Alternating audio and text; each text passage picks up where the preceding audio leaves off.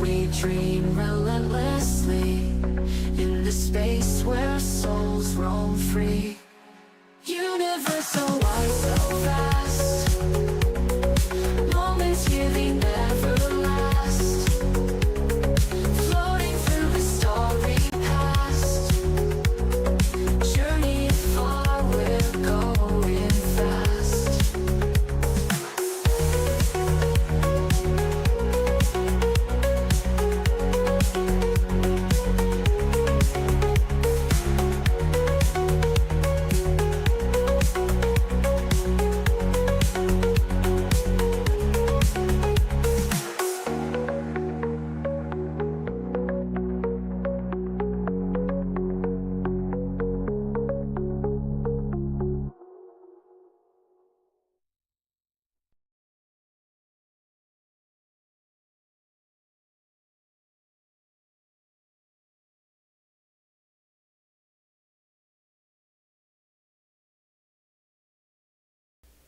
Watch the sound of your cup, because I can hear you slurping and sipping with that microphone. It's real obvious. You probably had to move it somewhere, the mic, but no biggie. Okay, I think we're ready to go, guys. Yeah, everybody out there watching, okay? Now, there we are. Can they hear us? Oh, they can hear me now, and they can now hear you. So say hello to Daryl, everybody, and say hello to all of you out here. Hello, Daryl, everybody. Yeah, Daryl's joining us again, which is great. Good to have you back. Thank you. And we are poking around the skies right now, looking at a few things. And one of the things I want to notice first of all do is welcome everybody. It's nice to see we got some new faces out there. Bonnie's with us. Hi, Bonnie. She's not a new face. She's a friend of the stream. Haven't seen her for a while, but I'm glad she's back. Epic TV, that's Anthony Exemplary, who is a good friend. How you doing, Anthony? And look at Izabela is here. Did you see that? I see that. Yeah. Hi, Izabela. Yeah. And this is our first New Year's stream. And so we're going to try and look at a few objects tonight that are going to be kind of fun. It's all stuff that we may have seen before, but maybe not. There's a few things that might be new. Good stuff. So we'll do that too. And I see that our chat is going crazy. Keith Evans is with us. Let me finish the login here system. I gotta just finish the logins. Almost there. Now, the observatory was down the other day. We were going to have a stream, and suddenly we lost power out there, and that was due to a battery issue. It has not quite been resolved yet, I don't think, but it is at the point where it should not interfere. So we're going to hope that's true. All right, and we're going to just go at it like we mean it. All right, first of all, let's just say hello to Aislinn Fox. How are you? Nice to see you. Daisy and Zoe Amethyst are with us. Bonnie is with us. Okay. And Epic TV, that's Anthony I told you about. That's good. Mordort is with us. And look who's here. Ronald is here. I talked to Ronald today on the phone. Ronald, how's it going, man? Nice to see you.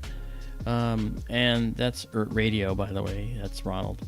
And of course, Izabela. It's Izabela. She's here. I love it. All right. One and only. One and only. That's right. All right. So, one thing I want to do. Hi, Izabela. Yeah, of course, right? All right. I'm going to first identify anything in the field here. Okay, and we have Hipparchus 12530, that star. We're going to move it into the view here, in the center of the view. Okay, so that's what I'm going to do here in just a sec. All right, and we'll center the object in the view, and that'll help us get our bearings for the telescope. I like being able to identify stuff automatically in the telescope. That's very important. So this is very helpful. All right, and here we go. All right. So now what I'll do, now that I know that star, Hipparchus 12530, I'm going to come in here and I'm going to search for that star, Hipparchus 12530, and that's HIP 12530. Oops, that's 40. All right. And so we find that star. All right. And that's also known as 84 Cetus. It's a star in here. And we're going to zoom in now. And that's where the star is. All right. It's centered. And we're going to make our telescope go to it. So there we are. So now we have aligned it. And now we're going to realign everything. Come out of here. And now what I'm going to do is go to an object that may or may not be visible right away, but we will make sure it is. We're going to go to measure 77. It should be visible. There's a little bit of a patch. All right, so we're going to tell it go there. It shouldn't be going far. It should be in this view. It's a nice face-on spiral galaxy. There it is, right there. Yeah, you can kind of see it right there. Yeah, it is small. Well, that's all right. We have We've looked at it a before. lot of pixels. Okay, let me just Here. turn down the music a little bit here. Okay, so there it is. And let's actually, first of all, we're going to focus the telescope. I just started, so we didn't focus yet, and I'm going to do that. So I'm going to first defocus the telescope, and once I do that, I'm going to bring us back into focus with the autofocus system. So that'll happen in just a minute. And you get to watch it develop its focus curve, which is kind of neat. Karen Belmont's with us. Sheldon Harrison, how are you, man? Sheldon, thank you. I hope you have a good New Year as well. And Happy New Year to everybody. Hello, Tiffany. Tiffany Echo. one of our SkyTour favorites. And now we're going to tell it to start building our curve. It's going to make a parabola here. You'll see it over there. And it's going to start building the curve in this region right here. And you'll see the curve. And the bottom of the curve is going to be the mathematical solution for the best focus. And those yellow squares you're seeing up there on the screen, those are the stars that are being selected for the focus runs. All right. And if you look over to the right, you'll see that we have 12 stars, now 13. And that number will climb as more focus comes in, now 31, 33. And that's right here. Okay. All right. So in 45. Now you might say there's 45 stars in that field. Yeah, there are. Hello, Hein Sherry, and hello, SMA. What's going on?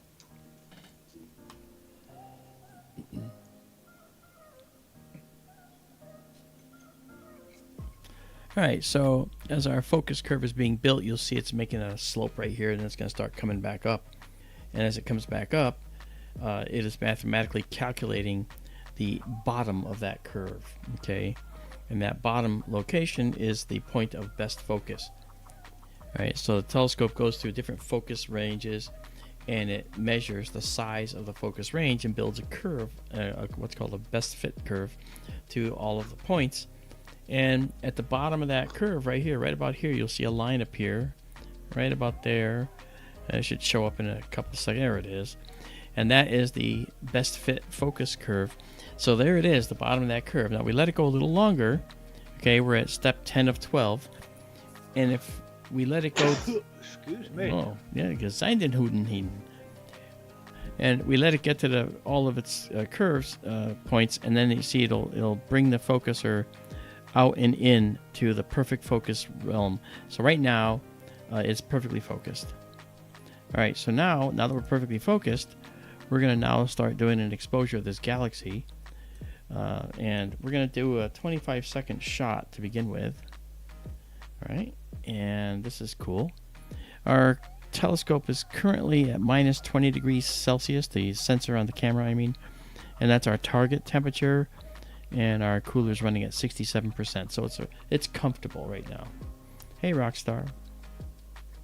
All right, so I started the started the exposure. Now this is we're going to now go from this low light mode here. We're going to go into deep sky mode, and so that means starting up this screen. This is our stack screen. And for those who may not remember, this is the telescope parameters over here. This is how we run the telescope. This is the telescope computer. That's a telescope in the building out in Arizona. This is our stack screen. It shows you the curves. All right. The most exposed, this part here, the exposure, that's one of the most important fields on the screen. And the next most important is gain. So gain is sensitivity of the sensor. So we adjust the sensitivity of the sensor, and we couple that with the exposure, and we do a balance of how much do we want the sensor to be sensitive. The more sensitivity means the more noise we'll get in our image. Okay, so that's the important part. The focus section is right here, by the way, right there. All right, so that said, I can take off my Madden-esque football telestrator, and now what I'll do is I will now do a color correction because the curves don't always come in aligned. And now we have what might look like a black sky, and you'll notice there's some modeling in here. Let's get rid of it right away. Get rid of most of it right away by removing the color noise generated by the sensor. Okay. We have 2 galaxies in the field. Way up there, yeah, and that one has a dark lane in it. We're going to check that out too. Yeah. Yep. You'll notice it looks better already. And then I'm going to come back into what we call a histogram. These are our curves. I'm going to zoom in. All right, and by zooming in, it'll allow me to have more granularity or attention to the curves. And this white curve represents the average of the red, green, and blue curves. And so as we do this, as we pull this in, we go right to just shy of the peak. And that would be the darkest sky for us. All right, and you don't want these two guys too close to each other. This is the, look at that, we got a tumbling satellite. You can see the little dark spot. That's where the thing is spinning, and part of it, when it reaches a certain point where it's spinning, and we don't see the satellite for a moment, and then we start to see the rest of it. Interesting how that looks. All right, so you keep these two lines apart. So what I do is I'm going to pull this mid-range line down a little lower, and you'll see it looks much nicer all of a sudden. Okay, and so that's how we work with these curves. We try to do this to enhance our curves. Okay, this is Messier 77, and if we come in here, we want to know what these galaxies are. I just do the annotation. You can see Messier 77, Charles Messier's 77th entry in his catalog. And this galaxy up here is a magnitude 10 versus this magnitude 9.29. And this magnitude 10 galaxy is actually more interesting to me. NGC stands for New General Catalog 1055. Magnitude is brightness. So this is an interesting set of galaxies. And we have this other one, NGC 1072, right here. Its magnitude, of course, is fainter. All right, and it's the magnitude actually isn't given here, but it's going to be fainter than either of these two galaxies, as you can see. I think it's kind of funny. Delta Ceeti here has been bisected by a Starlink satellite coming through. Now, Karen was just asking what that is. Oh, that's the satellite. Yeah, Delta Ceeti. Can we go to, while the image is cooking here? Stellarium? Yes, can we go to Stellarium for a moment? Yeah, let me, first of all, let me set the target name here to Messier 77. Right, do that right there. Okay, and I'm going to then save with annotations to that directory. You'll see a line up here saying that I did so. All right. Okay, so I'll come out of that, and let's now go to Stellarium while the image is cooking. We've got 7 images that we've captured, but 3 were rejected. Let's go look at why. Okay, I'm going to raise up our level just a little more. Just to above 7. And we should be able to... Well, let's do a little notch. Hold on 1 second, Daryl. All right, 7.24. So now most of these will come in. Where you see this red bar, it means that there's some wind vibrating the telescope. And what we're doing is we're rejecting that frame because it would have made the stars a little bit elongated. So this helps us get perfectly steady stars. Okay, off to Stellarium per Daryl's request. Okay, don't, of course, keep tracking M77. Can you back out a little bit? Yeah. I want to see if how close we are to Alpha Ceti. There it is, right there. Menkar. Right here. Yeah, it's out of our field of view, folks. But there is Alpha Ceti. Its name is Menkar. We can select it. And if you ever saw Star Trek II: The Wrath of Khan, this is the star that Khan and his crew were orbiting on Ceti Alpha, was it 5 or 6, whichever one didn't blow up. Well, this is Ceti Alpha. We say Alpha Ceti, but it's the same thing. This is where Khan was marooned before he ran into the Reliant. Was that the ship, the Reliant? Yeah, that was the Botany Bay. Yeah, and he was on the Botany Bay. Yeah. Originally, in the original Star Trek. At the end of that episode, they left Khan and his girlfriend, the ex-Starfleet gal. They left him on this planet orbiting Menkar. I always like this because Menkar is about a Star Trek sounding name if I ever heard That's one. right. It is. We can go look at Menkar just for fun in a little while. Yeah, in a little while if you want. Oh, sure. Why not? Okay, so let's go back to our view here. Now, we're currently in the constellation of Cetus. And if we look at what Cetus is, when we do this, you'll see. What does that look like to you? Once upon a time, it was a sea serpent. Now it's a whale. That's right. Cetus, as in cetaceans, but they did think of it as the sea serpent or sea monster. Yeah. And we now know them as whales. Yep. Okay, so if we look here, now we're back here, we're looking at Messier 77. And as you see when we come in, you're going to find that we're actually getting some really good detail now. We're getting all of our frames now that I've upped the analysis of the frames to give it a higher threshold for acceptance. And if we go back to what we call a histogram, where we measure our curves, we can actually now zoom in here and see some more detail in here to this galaxy. If you look at this galaxy, what do you notice about it, folks?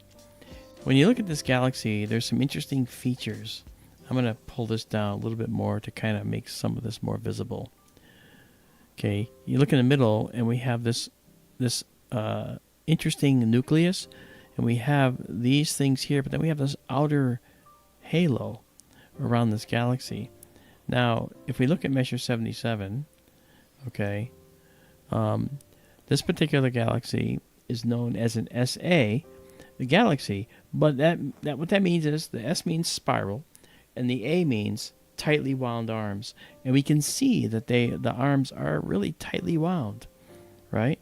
And that's kind of what we're looking at here. But there's more going on here than meets the eye, because there's an outer halo, and I can show that a little better by bringing this back up and just really punching it up temporarily. Now you can see this outer halo here. So galaxies come in a variety of shapes and sizes, and they're made that way through collisions and passing close to other galaxies in some cases. And maybe that's what happened here. You know, that's why perhaps this has an outer shell around it.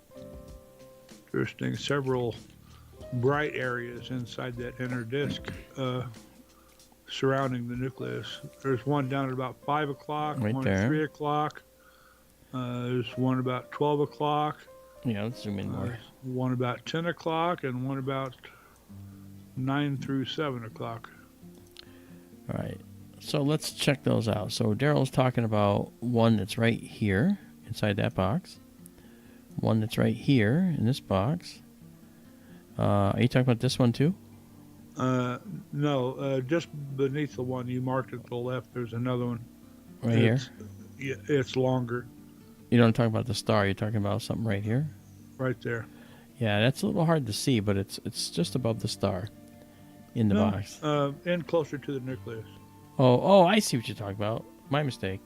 It's actually a long one. Yeah, okay, I see it now. Yep. And then there's one up about 11:30 or 12 o'clock. Yep. I got you. All right. So, and the other one you're talking about is right here. Yeah, that's the one about 11 or 12. Yeah. Neat. And then the bigger one's about 9 down to about 7 o'clock. Like this one here. Yes. Yeah. And you'll notice that the inside is wound very tight. The outer arms are wound less tight. And then you have this outer nice ring. It's kind of face on to us. So it's kind of face on, not at an angle like many galaxies are. So that galaxy ends up looking this way. It's a strange morphology. And SA galaxies tend to not be as exciting, but this one is one of the more exciting ones because it has all this extra detail, as Daryl's telling you right now. I'm going to try and add a little sharpening. If you look at the lines here, you'll see it get a little bit more detailed. Okay, so now you see there's some more detail in here and here. More detail of this guy. This is a sweeping arm, as it turns out. Yeah. Okay. There's a very faint dark line across the lower This one? right side of the nucleus. This one right there. That's upper left. You're talking The lower about right. this here. Very fine line right there, yeah. Yeah. That looks like these are probably dark lanes in this galaxy. Yeah. Galaxies usually have lots of dust and stuff in them and so forth. So that dust is caused by countless supernovae and red supergiant stars that are sloughing off their outer layers, and they're so big and distended that they make dust in their outer atmospheres and the outer edges of their environment because they can. The temperature is not hot enough to destroy that dust. And we're talking about stars the size of the orbit of the planet Jupiter. That's a 10.4 astronomical unit diameter star. Okay, so all that distance out, the outer layers of the star are relatively cool compared to the inside of the star that's running at millions of degrees. And the actual fusion in those supergiant stars, interestingly, the fusion taking place inside those stars is occurring in the core only. And the core of those supergiant stars is literally 1% of the size of that star. It's a tiny little dot where fusion is still going on in these red supergiants. So that's in the red stars that we look at. And so the outer layers are just along for the ride. They're all plasma, okay, as we've talked about many times. They're plasma, but those outer layers are literally just along for the ride, and they're just free protons and electrons running around in that inner atmosphere of the star. So it's pretty cool. There's a little fuzzy where your pointer was over at about 4 o'clock to the nucleus. Yes. Yeah. Just next to that star. Yeah, I see that. That's in the halo, and that's I don't know what you'd call it, whether that's a star factory or just a knot in the cloud or what. Yeah, I have to. Let's go check out something here with Messier 77. We're talking about a distance of 46 million light years away. So you're looking at light as it left this galaxy 46 million years ago. I think that's just the coolest thing because the entire universe we look at is a time machine. Now, here's how this works. These stars we're all looking at here, these are up here in our foreground. If you look at me down here in the lower left, they're up here in the foreground. The galaxy's way, way out here, far, far away, 46 million light years further away. So we're just seeing it projected in the view. And like, you know, maybe this star is a faint star that's up here in our galaxy, that's in front of the galaxy. Yeah. You know, so you have to keep in mind that none of this stuff is, you know, near us anyway. But the stars are the nearest things to us that we see. The galaxies are always further away. Look at how this is developing now. We got a nice dark lane in here coming in. Yeah. Yeah. Dark spot with that bright spot, and Yeah, this is really you pretty. can actually see the stuff over on the upper left side. There's a Yeah. big dark band, and then another one crossing it. Yeah, okay. I'm gonna take our mid-level down a little more and try and bring out some more of that detail in the bright areas. When you see this is about 18 or 20 times farther away than Andromeda is, which is why it looks so small. Yeah. Any vets, how you doing? Nice to see you. Donald Kunzer's with us. Hi, Donald. I missed you. And Sam S. What's up, brother? Yeah, this and to Izabela in particular, this is a galaxy we have not imaged before. Definitely not imaged with this camera. This is the new camera that we're using, and it delivers results that are far and away better than the previous camera we used, because the previous camera was not tuned to the optics of this telescope like this one is. This one is almost perfect for the telescope that we're using. We have imaged it before. Yeah, but not with this camera. It was relatively disappointing. This is much better. I mean, there's tons of detail popping out in that nucleus and the inner arms. Yeah, and we would never have seen all this detail we're seeing with the other camera. You know, the other imaging we took a little picture of it and just moved on because it looked kind of bad. Yeah. But look at this now. This is actually looking kind of good, kind of cool. Look at all this. Look at that sweeping detail. Yep.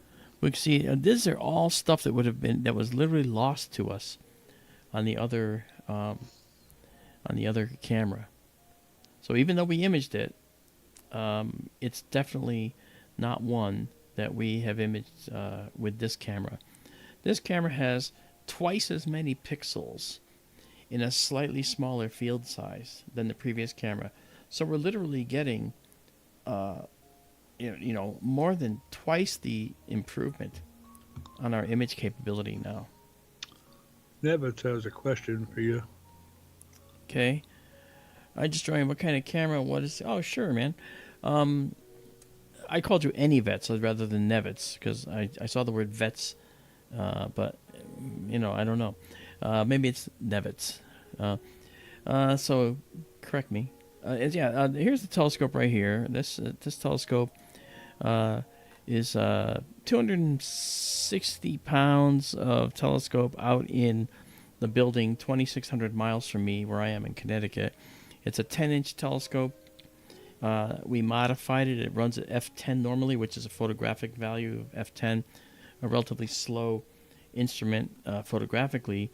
But we modified it to run at f1.8, so it's 25 times faster than a telescope normally. For a period of time, this telescope was the only one on the planet that was running at f1.8 of its kind. And that's a telescope made by the Mead company, and it's a 10-inch diameter telescope. We've secured another location, and we need help to get ourselves out there. If you notice, you could come to our skytourlive.org, and if you want, you could donate. It's all free anyway, but if you want to donate, you can help us out because we're trying to put our second telescope in a second observatory on a mountain down in Benson, Arizona, and we'll be twice as high in altitude, and it's going to be a lot better, actually almost exactly twice as high in altitude. And the sky is so much, it's actually more incredible than this sky. And just to show you, here's what our sky looks like here. This is our all-sky camera right now. This was at 7:35, Arizona time, mountain time. There's the Milky Way from the winter. Here comes Orion. There's the moon and Venus down at the bottom right. Yeah, there's the moon and Venus down there. And that's Mars up at the very top left. Just coming up right here, I think. Yep, that's Venus. Well, and here is Venus. Excuse me, that's Mars. Yeah. Castor and Pollux are next to it. Yeah. And Gemini. Yeah. Here is Gemini is going to be. Actually, we can show you the constellations anyway. So there's Capella and the kids. Okay, and if we take this off, we might be looking here in Auriga for. This is where Capella is and the kids. That's what that's called. And so this is the constellation. It's interesting. You can see the convoluted dark splotches of the Milky Way. That's the dark dust in our own Milky Way that we're seeing. There's the Pleiades, the seven sisters, right there. Okay. Here's the Hyades. Yeah, as Daryl just said, the Hyades right here. Jupiter up there Jupiter above right there. The star here is red. It's Aldebaran. And the two stars above Jupiter, one of them is El Nath, which belongs to both Taurus and Auriga. Yeah. And the other one is, what is it, Zeta Tauri? That's where the Crab Nebula is. Yeah, it's right at the end of the horns. Yeah, those are the tips of the bull's horns. Yeah, we're going to look at the Crab Nebula too. Good. Yeah, it's beautiful on this camera. Okay, well, let's pop out of this. Oh, look at that. Now we're back to our beautiful galaxy. Lots of detail showing up. I'm gonna actually let's do a color correction here because the color does drift sometimes. Yeah, look at that. Look at this loop. Looks like there's some kind of a loop right here. There's a lot going on in there. I know. We've never seen it with this detail. Look at all this dark dust in here. Holy cow. Yeah. Yeah. Nevitt says he's in eastern Pennsylvania. Lucky to get a few clear nights. And like tonight, saw a lot. What fun. Cold night. Yeah, it is, man. Absolutely. Izabela put up our Patreon link if you want to help us on the Patreon. We just want to get the funds to put the telescope out. We already have the telescope. Okay. And the telescope, one of our patrons actually donated the money to get the new telescope. And we'll let you know all about him maybe tonight if he says we can. And the other thing is, so we have the telescope. What we need is the ability to pay for the location. And the location is going to cost us $400 a month. And that's actually really good considering that the nearest competitor is $800 a month minimum. And so we're doing a good, this is a good thing. And we are a non-profit company, obviously. So we're trying our best to do, to bring astronomy free to the world. I'm an astronomer. That's what I went to school for. And the way I handle my science is by showcasing it to all of you. And I don't get anything from this. I don't get a paycheck from SkyTour Livestream. Wouldn't that be nice? But I don't. Okay, I own a visual effects company, and I make models for the Navy and television productions and stuff. So that's where I make my money when it works. So, but the bottom line is this allows us to show you things that you might not normally get to see. And I told somebody, I think it was Dave, I was talking to him in chat earlier, Dave Champagne, and I told him, put it up on your big screen TV, make popcorn, people do that and they watch it like a TV show. It is kind of like a TV show. It's the universe live in real time. How could it get any better than that? There it is. So, okay, we've done 44 frames. We're going to go one more and then we're going to hop out. If you look at our full width half maximum filters, you can see we have a few reds. Other than that, we did pretty good. Okay, the reds come from wind buffeting the telescope. We reject those frames. All right, you rejected that last one too. So we'll wait for the last one. So yeah, this telescope is literally 2,600 miles away from me. And you have to understand how nerve-wracking it was the first time. I wrote software to control the telescope as well. This is some of that software here, okay? And that does housekeeping stuff like power, roof on and off, and so forth, and other things. But the bottom line is, this particular program that we're using right here, this is called SharpCap, and Robin Glover, who wrote the program, great guy. I've talked to him. He's made changes to the program that we suggested, at least one, and I think the autofocus one was one. See, we're getting wind out there right now. That's what this is. Okay, and then this is astrophotography tool that we're using. This is going to be in the next iteration, but astrophotography tool might not need to be here for this next iteration. So we'll be able to put more cameras up there to show you what's going on inside the building. And that's at the new site. So we're going to have a good time. Okay, there's our 45th frame. So we'll save this, and the title is right there. So, and if you want to know where these are going when I say that I'm saving, for those that know, then you know. But for those who don't, when I hit save and you see that they're being saved locally on the computer 2,600 miles away. And then they're immediately shipped out to our server. Where's the server? It's located at skytourlive.org. Who can get in? Let me know. Let me guess, you got to pay a subscription. No, you don't. You can go to skytourlive.org right now, scroll down, and it'll say, take me to cool pictures. You can go to the server and get this picture right here that you see on the screen right now. Right, and it's probably already there, and you can download it and use it. Okay, so that's the only thing we ask is that you credit us if you do that. That's all. All right, so pretty cool, neat stuff. And so this is something that I wanted to do ever since I was a child, was have a telescope that I could run without having to be out in the cold. That's how this started, And Daryl's been with us for years and years as well. I call him the astronomer's astronomer. He has a lot of interesting knowledge that goes beyond the stuff you'll hear me saying. I can talk about the morphologies and how galaxies form, and what supernovae are in reality, and et cetera, et cetera. And then he can turn around and tell you a really cool story about the night sky associated with different constellations and mythology as well. So together, I think we actually, make a nice rounded view of astronomy. Thank you for the link, Izabela. I didn't have it on this computer. I do now.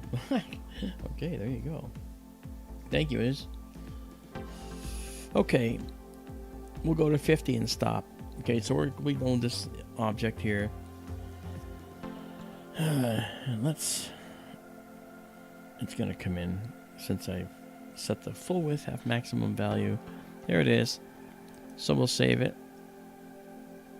And it saves an astronomical file format that's kind of raw, but it allows you to process it. And we do a really extensive processing. If you join our Patreon, or if you want to join our Patreon, then you will get, depending on your Patreon level you join at, you can get 4 or all of the very highly processed images that we do of our work, and that's part of your Patreon, part of your Patreon perks. Okay, if you want to buy something that have any of our astronomical things on them, ask the people who've had them. Okay, up there in the corner you see SkyTour Shop up here. Okay, right here, SkyTour Shop on Etsy. We have about 50 products up there. We even have a paddleball set for SkyTour Livestream. A pickleball set for SkyTour Livestream. It's pretty cool. We have a lot up there, cups and all kinds of things, cups and mugs and everything. I believe, Daryl, you have a mug that we got that we sent you because of your work with us. I do. It's a black Pleiades mug. It's a huge mug. I used to have to fill my mug twice when I have my morning coffee. Now I just have to fill it once. That's cool. Nice mug. And they Excellent. can put other things besides the Pleiades on it, I think. Yeah, absolutely. Yep. Hey, C&D boy is with us. Yeah. Yeah, okay. Ronald is asking if you could check your messenger. Yeah, he asked me a while ago, and I'm gonna check that. Didn't do it. All right, let me go back here.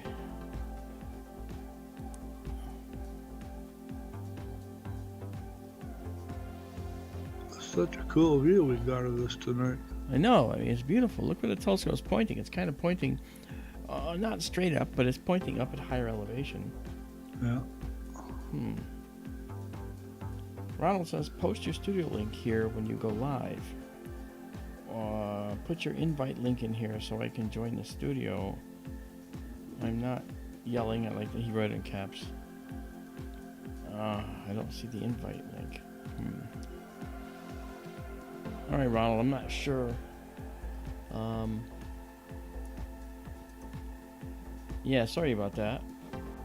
I'm sorry I didn't. I do not. I'm actually in the middle of. I can't think through all this stuff. I'm only focusing on this right now, Ronald. I think I might have told Ronald to join us tonight, but if I did, Ronald, I'm sorry. We'll make it a different night, but we'll make it happen. You deserve to be brought on the air. There's another galaxy here. Look at that. In the meantime, we're up to 55 now. Yeah, we are. I'm gonna just. So this galaxy is known. This little guy in a database is not in there, and it doesn't know everything. It doesn't know all objects, but it does know a significant number of them. Okay, we'll save this with annotations. I bet it knows all the Messier objects. It does. It does indeed. And quite a few NGC objects. Yeah. Okay, let's do this and that. I'll ask Robin next time how many of each he put in here, and I'll ask him if there's a way that I can help supplement the catalog of stuff. All right, this is good. So this galaxy, we beat this one to death. It looks beautiful. So we're going to come out of our deep sky mode and go into our low light mode here. Hey, No Fly, how you doing? Michael Galea, how you doing? Good to see you too. That reminds me, Nevid or any vet had asked about your telescope. He asked about your camera too. Oh, I'm sorry. Thank you for that. Yeah, Nevet. Okay. Yeah, the camera's a 183 MC Pro by ZWO. Okay, it's a beautiful camera. It's actually tuned specifically by its parameters. We don't make those changes. The camera comes this way, obviously. But we bought a camera that's tuned to our optical system to give us exceptional quality for what we take pictures of. Even though we're at f1.8, we've actually increased the size of our field immeasurably. Okay, Izabela says, hey, we have M77 in the database, which means I'm up on the server. And she says it's called the Squid Galaxy. Okay. I never heard that name before. I didn't either. That's cool. Thanks, Izabela. Okay, Thank you, Izabela. Aislinn asks, how do you decide when a star is, I can't see what it said, two what? And the frame is rejected. Oh, it's just a subjective value. Okay, no. Okay, the rejection is based on an algorithm which looks at the roundness of the image of the star, and that number you put in there is a number that specifies its roundness. And if you go up to like 10 and 11, you can have stars that look like little ovals, okay, or oblate stars, depending on where you're looking in the sky. At the equator, small changes can have a bigger effect than up toward the pole. And so when we're doing the equator, we have to be really careful what we set for that. And so we got to watch what's going on, and we got to set the settings accordingly. You can't just set it and forget it. You got to kind of ride it to look at what's the best setting for the location that this guy are looking. Carl Becker's with us. Nice to see you, brother. Okay, No Fly says, nice. I just started doing astrophotography a few months ago, and I have a Red Cat. Good, that's excellent. Nice scope. Red Cat 51 ZWO AM5N mount. That's nice. And then the 533 MC Pro from ZWO. Yeah, I was looking at the 533 camera. I'm in the ZWO ecosystem. It's nice, and I will try Sharp Cap and PhD eventually. Yeah, we'll be using PhD as well for the next scope. Because the next scope is going to do narrowband photography as well as spectral imaging, as well as imaging like we see here. It's going to do all of it because we're going to have a, I already have it, it's behind me actually, a 5-place filter wheel for 2-inch filters. So we can just roll the next one in. And one of the settings will be dark black so we can do dark frames as well. For those that understand what those are, you got it. And Catherine Messick's with us. Hey, sorry, I saw you up above. Okay, let's go into here, Stellarium again, and let's go find Menkar. We said we're going to look at Menkar. Why not?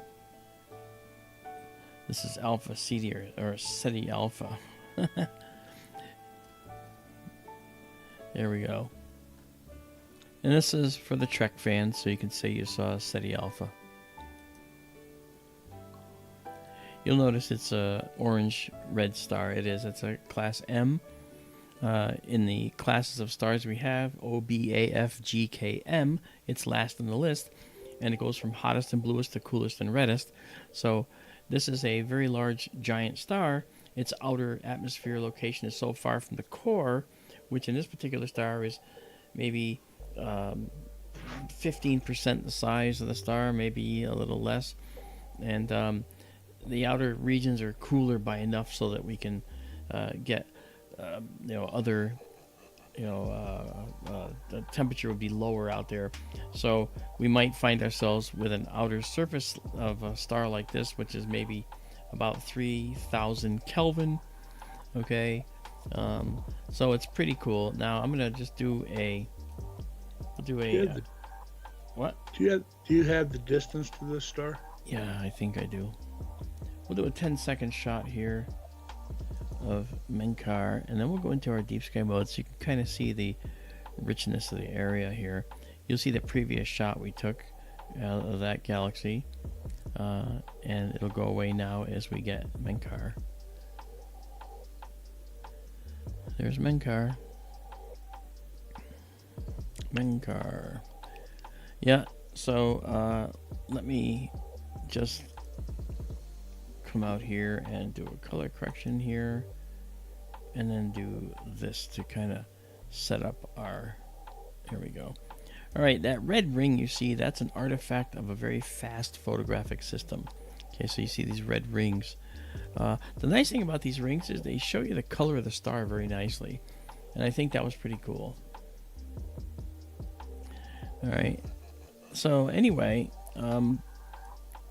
let me get your information here, Daryl. Distance to the star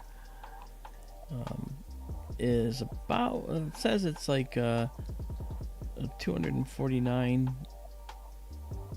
light years or so. Botany Bay had made it that far in the time they had. I mean, it was a sublight spaceship, wasn't it? Yeah, so they could never have gotten there, but don't tell Gene Roddenberry. It's okay. Yeah. Yeah. Oh, that's so funny. Elisa is mommy. Hey, how you doing? Thank you. Elisa says, hey, I just want to let you know I always enjoy your streams. They're fun and entertaining. Just kidding. This is trash. You show and know nothing. Okay. All right. I think that's hilarious. Elisa, that's not nice. Yeah, you know what?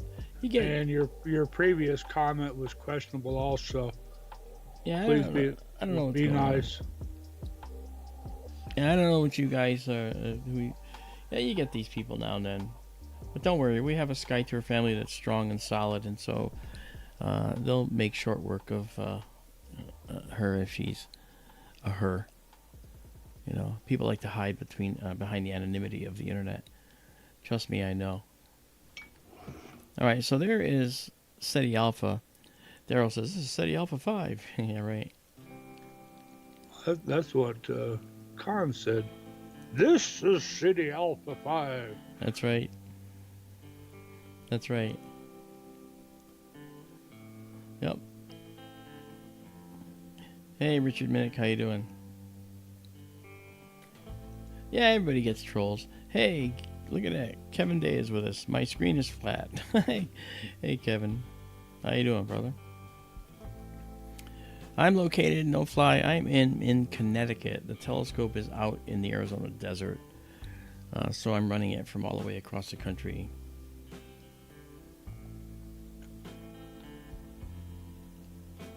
All right.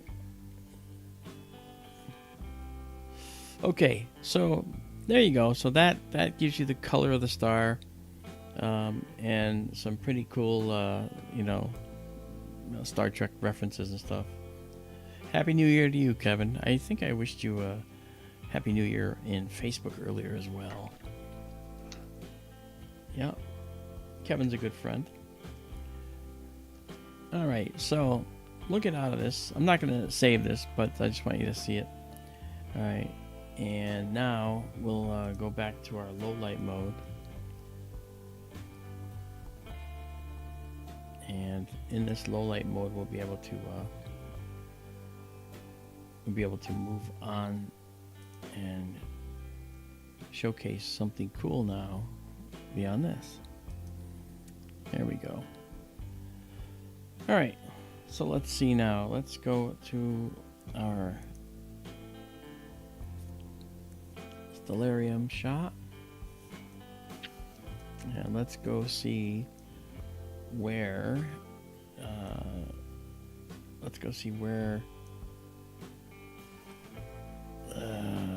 It's going to be right here. We should be able to see it. What are you looking for? Measure 1 down here. Oh, well, just to the left of your pointer. Yeah, I know. I got to zoom in for it to show up, though. There it is. Okay.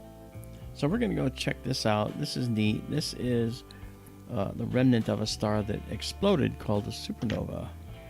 And it's going to be... we have this side of our building, if you look in the thing up here. We're going to have this side of the building to contend with for waiting for stuff to come up in the east, but that's okay. And we should see a fuzzy object show up in here. There it is. And that fuzzy object is a supernova remnant several thousand light years away.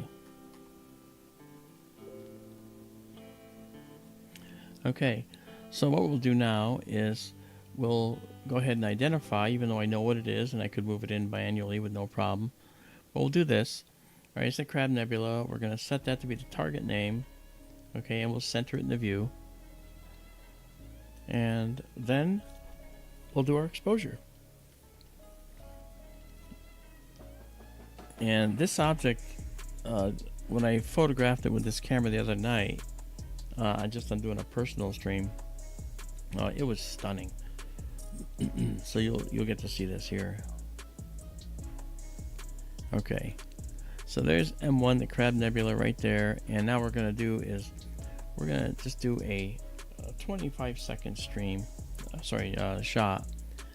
You know, normally to get images like this, you've got to take shots that of several minutes at a time to get the shot we get in 25 seconds, because we actually spent a lot of time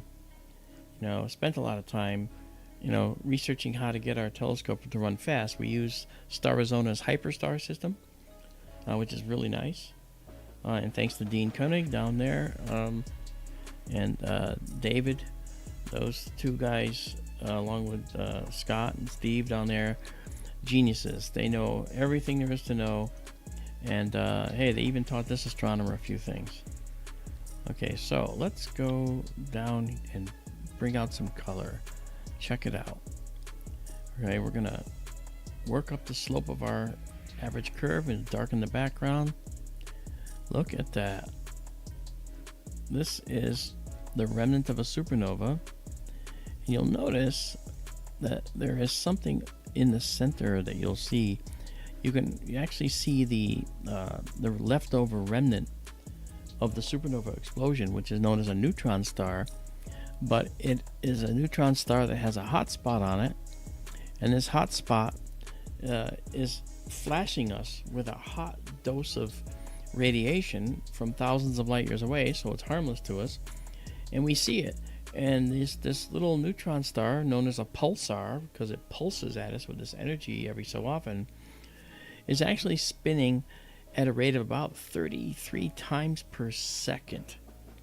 Now, that's not the fastest pulsar. Now, how big are they? They're about the size of Manhattan Island. Okay, so that island in New York. Okay, and so at that size, they spin very quickly because they're so dense and compact. Their gravity is massive and holds it together. The fastest spinning pulsar has been clocked at over 715 revolutions per second. Think about that. That's incredibly fast. So at that rate of rotation, it's held together by its own gravity. That's incredible that it can be held together like that. And at that, it's getting really close to the limit. Yeah. It takes a lot to tear a neutron star apart, but there are some millisecond pulsars, neutron stars. The only thing that's keeping them from collapsing into a black hole is their fast spin. Neutron stars do tend to slow down over time, and sooner or later, such millisecond pulsars as those are gonna collapse into black holes because there won't be anything keeping them from falling anymore. Yeah, the neutron star in general is held up by something called neutron degeneracy pressure.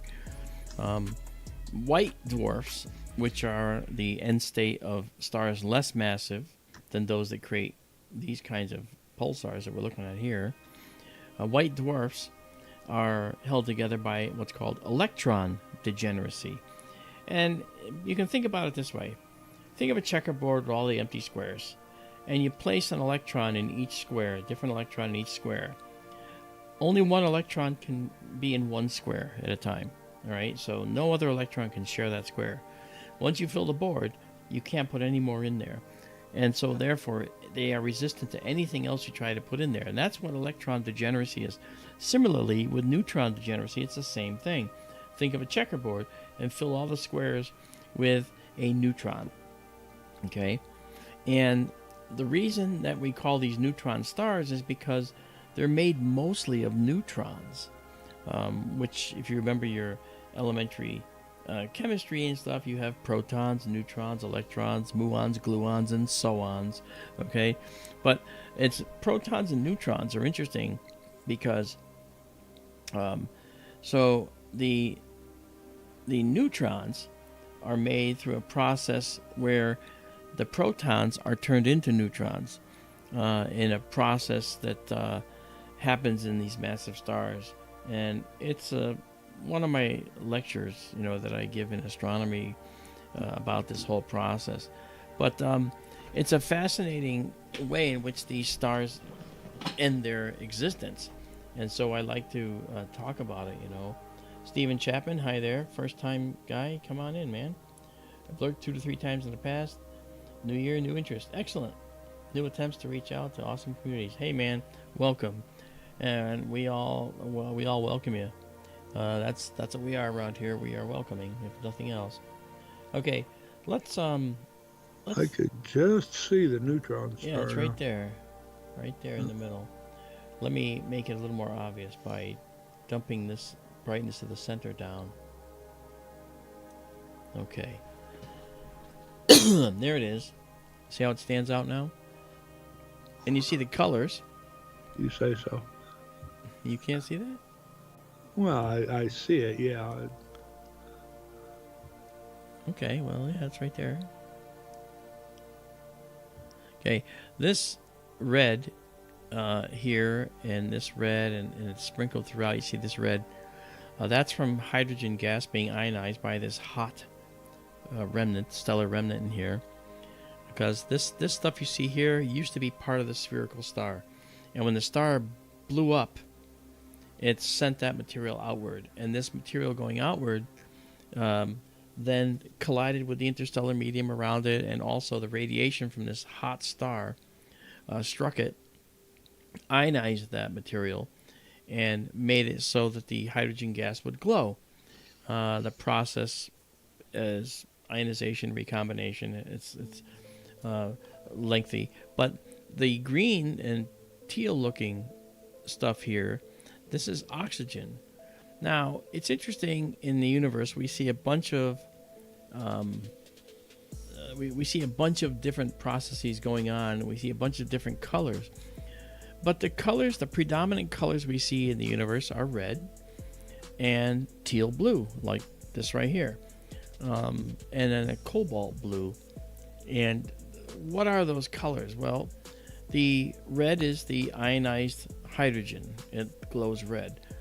The teal blue is ionized oxygen, and the cobalt blue is actually reflected starlight. So we see different colors. Now, you'll find that we have the stars that are all different colors. We have the bluest stars are the O stars. B's are next. They're slightly less blue, but they're still blue. Okay. A stars next are white. F stars are kind of whitish yellow, and G stars are kind of whitish yellow. Okay, the K stars are orange, and the M stars are red, and that's the color. You'll notice there's no green. There are no green stars, and it has to do with how things that are hot radiate out their radiation. It's called a black body curve. And in a black body curve, you don't have green as a solid color that is radiated away. You just have these other colors: blue, white, red, yellow, and then red. And that's what we see. You don't ever see a poker in the fireplace get green hot. It only gets red hot for the most part. If it got any hotter than that, it would get white hot. And then beyond that, it would actually be blue hot. Really incredible. So we have 19 shots here. We're going to do 20. But there's the Crab Nebula. You can see that neutron star right in the center very, very clearly now. It looks kind of pale tonight. Have we seen it more colorful before? Yeah, it could be. If you notice, that's the neutron star right there. There. Okay. Well, all right.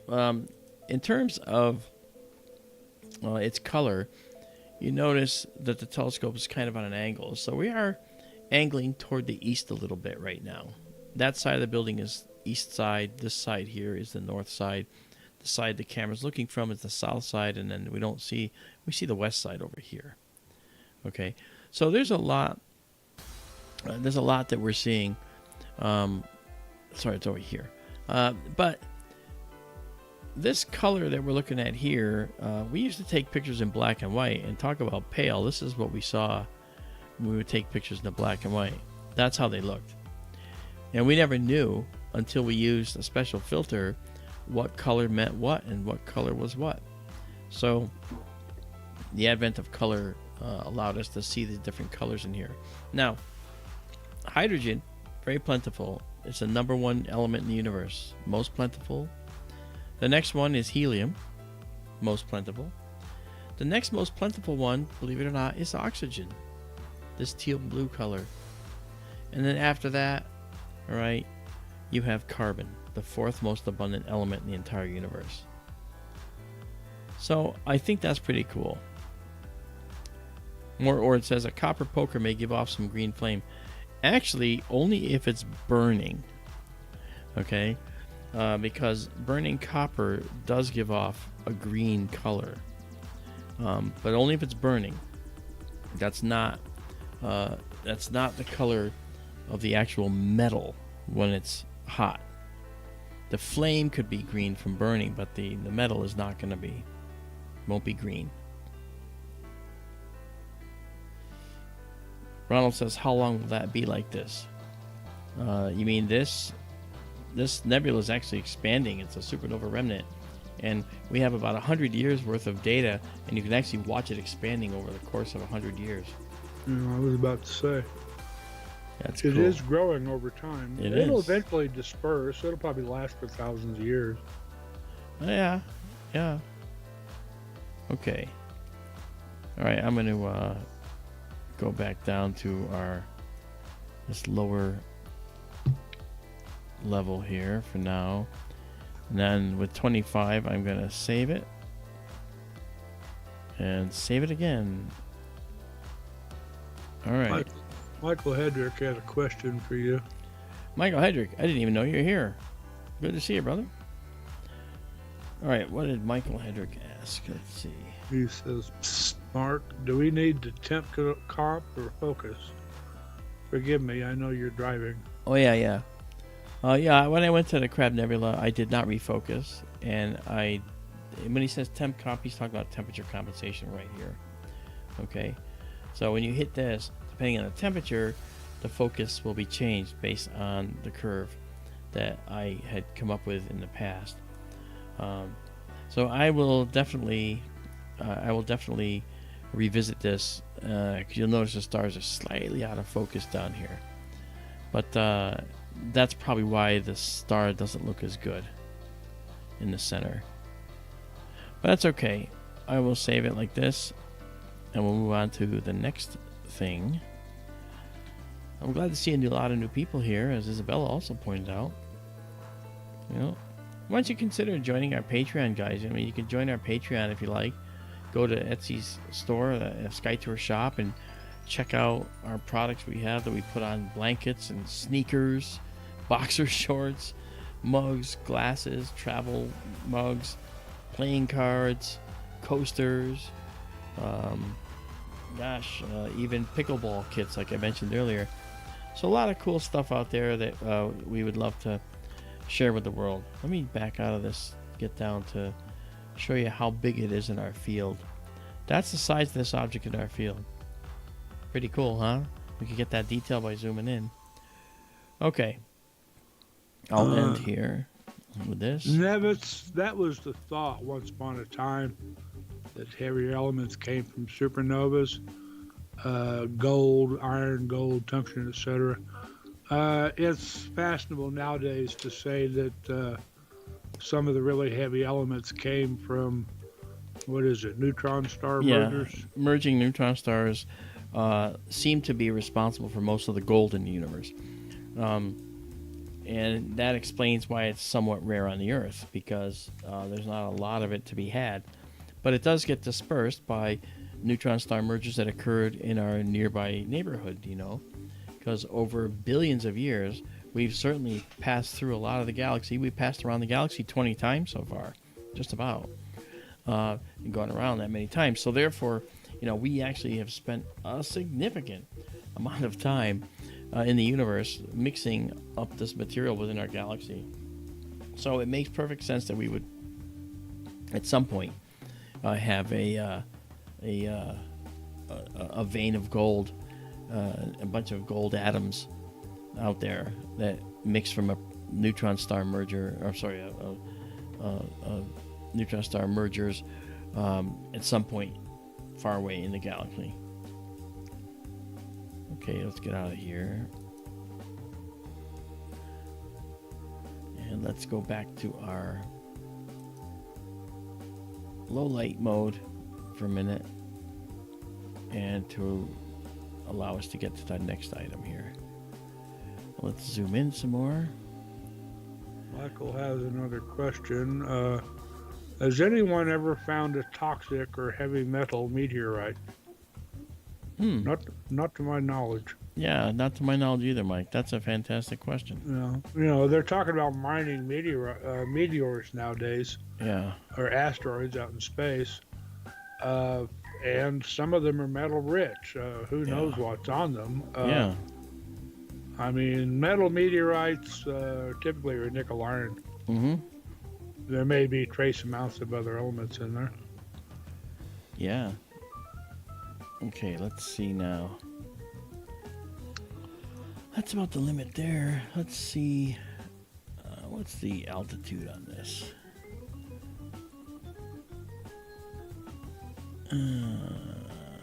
33 degrees. Not quite enough. That's going to be below the wall of our observatory right now. But that's all right. That's the Orion Nebula, so we'll get there. Let's, just for fun, why don't we, let's first do this. First of all, since we're here, let's go But the to... Pleiades are high enough. Yeah, they're high enough. We'll check them out. One thing I want to do right now, though, is I'm just going to go to NGC 1746, which is Bellot 28, a cluster of stars. There they are. Why? Well, because I'm going to do another focus run, and then we're going to move up to, in just a minute, we're going to move up to Jupiter and see if we can check out Jupiter. Now, again, this is a wide field scope. It's not meant to look at planets. You know, in astronomy, we have tools of the trade. So now our next telescope is going to be designed to look at planets and see details on Mars and Jupiter. This telescope is not, but we'll give it a shot anyway. If you go out at night this time of year,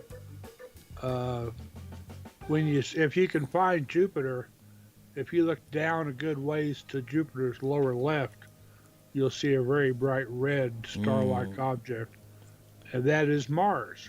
Yep. Mars is approaching opposition on January 15th this year, just in 2 weeks, at which point, when a planet is at opposition, it's generally the closest, thus the biggest and brightest in the eyepiece or the camera that it will be for that apparition of the planet. Therefore, Mars is going to be closest, biggest, and brightest in about 2 weeks. Yep. Unfortunately, Mars will be at what's called an aphelic opposition. Aphelion means far from the sun, just like perihelion means close to the sun. We see Mars best when it's at a perihelic opposition. It's relatively close to the sun. It has a rather eccentric orbit. But perihelic oppositions, when it's close to the sun, it's also extra close to Earth. If you drew 3 circles, and the center circle is the sun, and then you put 2 dots, one on each of the outer circles, in a row with the sun, well, that's what opposition looks like. I wish we could do a whiteboard. When Mars is close to the sun, it's extra close to Earth, so it looks extra big and extra bright to us. In 2003, Mars had an excellent perihelic opposition, and it was the biggest that Mars has been visible from Earth in like 60,000 years, and that was a big deal back in 2003. Yeah. I had a Mars party back then. Yeah. And at the end of the Mars party, the last car left my driveway, which is about 150 feet from the road. And I looked straight up to look at Mars, and right overhead, 2 iridium flasher satellites went overhead at the same time. They were so bright I could see my shadow by them. It was unbelievable. And I was like, oh, the last person just left. And I was the only one that got to see this. It's pretty crazy. Okay, I'm going to just do... One big irony of the 2003 Mars opposition, though it was the closest it had been in 60,000 years, a planet-wide dust storm happened when it was in opposition. And you looked at Mars, and nothing. it was like a big blank orange dot because the dust was obscuring everything on the face of the planet. You couldn't see any details. Yeah, even the orbiters up in orbit around Mars had a far reduced view. Marianne Rob's here. Hey, Marianne.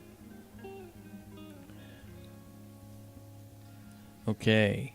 So what I'm going to do now is we're going to just do a quick 12-second shot and stack of this particular cluster. All right. And we're going to pop out of our low light mode, go into our stack here. And that's our Crab Nebula we shot before, and it'll be overwritten. It's up on the server already. Okay, so here will be our cluster. And just to show you what a typical star cluster looks like, right, here it is. These beautiful gems in the night sky are stunning. They're like glittering jewel boxes in the sky. And you see these clusters are all over the night sky. And on Stellarium, they're showed by this icon here. You see these little icons right there. Okay. So this is one that we're looking at. I'm going to show you a second one in a minute down here, which is also part of this. I think that the altitude should be high enough for us to see it over the wall of the building. Let's check. We are looking at, yes, it's just barely visible. Good. All right, so this is NGC 1750. Now, all clusters of stars are formed in stellar nurseries. And that means lots of copious hydrogen gas that form lots and lots of stars. And usually there's lots of dark dust associated with it. But why is this cluster devoid of dark dust? Why is there no dust here, as far as we can tell? And where's the hydrogen gas that would be glowing in these stellar nurseries? Well, what's happening is they're moving. The gas and the dust might move at one direction at one speed, and the stars might move at another one. I think that it's pretty interesting how they actually move, and plus the stars also being hot and young, they tend to push dust away and push gas away. So they actually push away their nursery in which they're born sometimes. So it's actually pretty clear how that works to us in astronomy. So I will save this. This is the 10 shots. I'll save that and we'll move on, because I'm going to show you another cluster that is a favorite of almost everybody's in the amateur astronomy world and in the professional astronomy world. Okay. So I just saved this one. So that's going to be up on the server within about 30 seconds. All right. And we'll go back to our low light mode here and drop into our other location we want to go to. And that's going to be to go to this cluster right here. So let's head down there now. Okay, and I told you we're going to go to Jupiter. We're going to do that right after this cluster. I figure we're doing clusters now. So, Can I say one more thing about Mars? Sure. In 1986, there was a perihelic opposition of Mars, and that time it happened in summer, and Mars was sitting right next to the bright star Antares in Scorpius. Now, if you know the mythology, to the Greeks, Mars was called Ares, and it was sitting right next to Antares, which is not Mars. Antares means not Mars or rival of Mars. Anti-Ares. Yep. And it was a gorgeous sight. The only downside was Antares is far down in the southern sky, so the seeing wasn't as good as if it was farther north. Remember right, when the 2003 perihelic opposition happened, it was in Aquarius. And Mars, it has since moved over to Cancer now. Yep. But it looked really cool. Yeah. Okay, we're gonna take a 15-second shot. This is Messier 35. It's a Darn it! Excuse me. Sorry that. Daryl's using an older machine, tonight, so the mute button and so forth, you know, he's not as familiar with that right here. So we can just laugh at it. It's funny. The mute button's right there where it always is. I just it snuck up on me. I didn't have time to mute. That's cool. All right, so this is. Let me actually turn off our unsharp masking here, so it can make it a little better. Okay, so this is Messier 35. This is a cluster of hot young stars, but we also notice that these stars are stars that live their lives very quickly. And you'll notice within the cluster that we see some red stars, and these may very well be a part of Messier 35. But wait, Mark, you said they're hot young stars. What do these red stars mean? Well, most of the stars here are going to be pretty massive stars, and they're going to burn through their hydrogen very quickly and reach other points in their evolution, which one of them is to take them into a red giant stage after they run out of that hydrogen with which to fuse into helium. So when they run out, you can see sprinkled throughout some of these clusters, you can see these amazing red giant stars, you know. And so we're actually seeing some in here potentially. We've seen some in another cluster called a double cluster as well. But then down here, this is NGC 2146, I believe. Let me go back and just annotate it while we're here. Well, just do it. Okay. And NGC 2146, or 2158, sorry. And NGC 2168, I believe, Messier 35. They're at two different distances to each other. Okay. And so when we look at 2158, that's a certain distance, but you'll notice that it's kind of more yellowy looking. It's not quite as bright and bluish looking as this guy here. All right, and there's a reason for that. The reason is because this cluster is more distant. It's farther away than Messier 35. Messier 35 is up here, and this cluster is farther away. However, it's farther away through dust clouds. And the dust clouds don't block all the starlight, but what it does is the dust clouds remove some of the blue light from the stars, making what gets to your eye look more red. That's the reason that our sky is blue, because the sun's light, which has a copious amount of blue in its red, orange, yellow, green, blue, indigo, and violet colors, that blue light is scattered by our atmospheric molecules. That's why the sky looks blue in every direction. Okay? So, that said, starlight works the same way at distance when seen through, these clouds of dark dust in the universe. Okay, so this means now that we would see this cluster that's more distant as more yellow. And when we look at that, we call that's something that's called reddening, and it happens with distant clusters. And in astronomy, we can use the interstellar reddening to answer some questions for us, about the nature of the clusters and their distance and so forth. And it gives us clues as to how much material we're looking through. In this particular case, I don't have the exact numbers, but we could figure those out. But this is two different, they're similar clusters, but seen at two different distances, and thus we see what happens when we look at stuff at a distance like this. Okay, so let me just come back here and set M35 as the target here. Okay. Yes.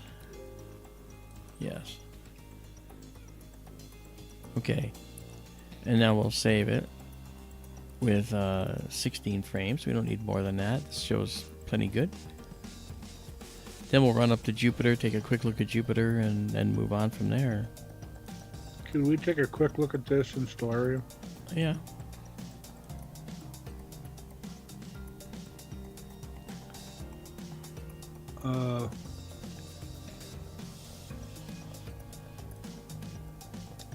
Okay, there's M35. Right here, yep. And how far away? All right, M35 also known as the shoe buckle cluster because it's at the end of it's at the foot of the Gemini twins. And Distance is 2,772 light years. Okay, and then the 2158. It doesn't give the distance in here, but I'm sure you could look it up. okay, see that way. I know it gives a redshift value. If I wanted to calculate it, I could, but And you see 2158? yes.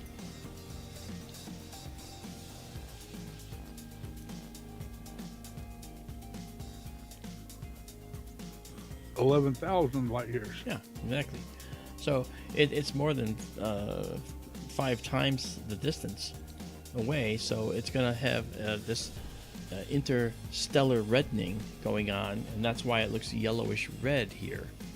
And there might be some red stars in here because it might have evolved similarly like M35 to where it's also losing, the stars are losing the battle of their hydrogen fusion to start fusing helium into carbon, and that makes them into red giants, so to speak. There's a lot going on here. Victor's with us. Hey, Victor, how are you? All right, so this said, I'm going to do one more save here, and we'll save exactly as seen. And now we'll get out of it and move on, go back into low light mode, and let's run up to Jupiter and check it out. You'll see its moons. We'll figure out the moons. That'd be kind of cool. Okay, and then from there we can move on. We have a few galaxies up here too, which are kind of cool, but let's just go and move up to Jupiter right now. The galaxies are tiny.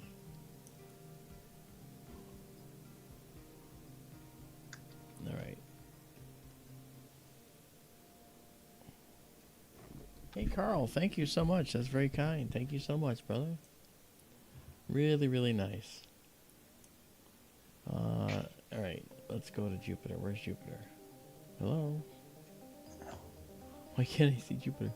Right in front of you. I know, right? It's like, come on. You're right. It's right here, my gosh. Okay. It's right there. Yeah. Okay, let me. still between the horns of the bull. Yeah. Let me just explain to those that don't know. I do have a visual artifact in my eyes, because I was blind 10 years ago, and a quadriplegic, and I figured out how to fix my brain. And I did so, and I ended up fixing my eyes to the point where I can drive. I went through Manhattan and drove to Manhattan. I only killed 3 people. I'm just kidding. But I ended up getting my vision to the point where I have a tiny little defect left over, and my brain didn't feel the urgency to repair that because everything else was working fine. So that said, I was good, and so I didn't argue with my brain. It knows best. Yeah, Marianne, wasn't that nice of Carl? That's so cool. Alright, so you're going to see this really bright light now. Here it comes. Boom! Yeah, this is a reflection from Jupiter here, and this is the halos caused by our very fast system. But I want to show you now what we got to do. We're going to come down. We're going to turn the gain way down to 0. Okay, and that's going to change how we see our lights here. But you'll notice that this is a good setup for looking at the moons of Jupiter. So we have the 4 Galilean satellites here, and Stellarium is very good at telling us where they are. So, by the way, just so you know, if you look at this here, this is our field of view, this red square, and the numbers are right side up. So we have our head, our top of our heads here and the bottom heads here, looking at the screen. So we come in, and we'll notice that we have Callisto, Europa, Ganymede, and Io. So we have Callisto, Europa, Ganymede, and Io. See that? And that's just the that's just what we're looking at. Now, what's funny is if we were to take some pictures, you'll notice that Io is distinctly a yellowish color, like the sulfur surface it typically has. You know, and the Europa Clipper, which going here, is actually already on the way, and it's going to tell us where on Europa would be best to land a probe and look for oceans below the ice. Now that we're here, let's bring down our... The red spot is also visible on the facing hemisphere right now. It should be on the lower right quadrant of Jupiter. Well, let's go see if we can see it. Okay, we're going to find out if we can see it. Richard McFarland, how you doing, man? Happy New Year to you. Richard was one of our winners of a pair of binoculars. We give away equipment here, by the way. That's the other thing. All right, here we go. Not bad for a telescope not meant to look at planets.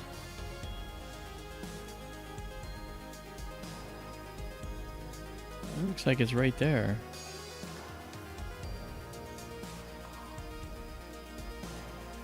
We have to wait for a moment of good seeing. Yeah, there it is. There it is, right there. It's a little JavaScript Jupiter's running a little fast, I think. It showed it farther to the right. But yeah, that is the great red spot, I think. Yeah. We have bands and zones, alternating of white and dark. Okay. Really neat. Hey, Kathy Printer 6 with us. Hi, Kathy. Yeah, and so, you know, if we want to see the moons, we have to pump up the brightness. Okay, and obviously by doing that, you can see that we really kind of overemphasize it. Now we also have our gain turned down to Zippo, 0. But so we can see our moons and we can see the bands on the planet. Okay, this is just noise, you see. Oh yes, this massive Jovian planet. There's the red spot right there. It's really visible right there. We call it. It's when we see this. When you get these sympathetic seeing, it's a moment of good seeing, where you actually see what's going on. Now we have air that we're looking through, and the air can be turbulent. When we get a moment of a calm air cell, you'll see that red spot just pop right into view right here. You know? And we're still clear out there, so we're good. Very nice. Alright, so if I increase the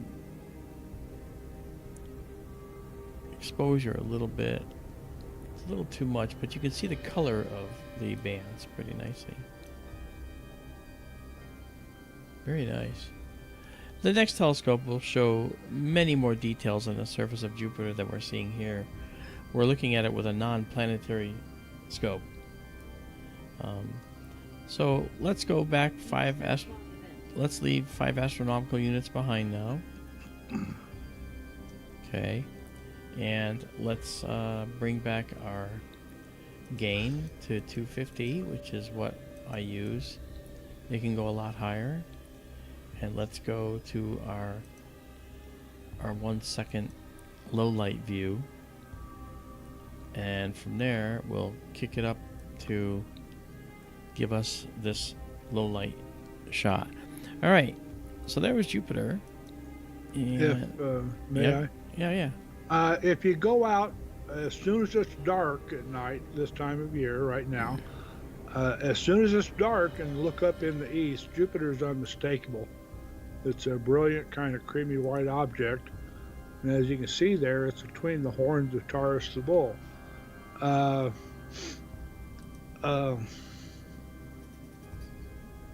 Jupiter was in opposition just a month ago, and one interesting thing you can note, a month ago Jupiter was just rising on the eastern horizon at sunset.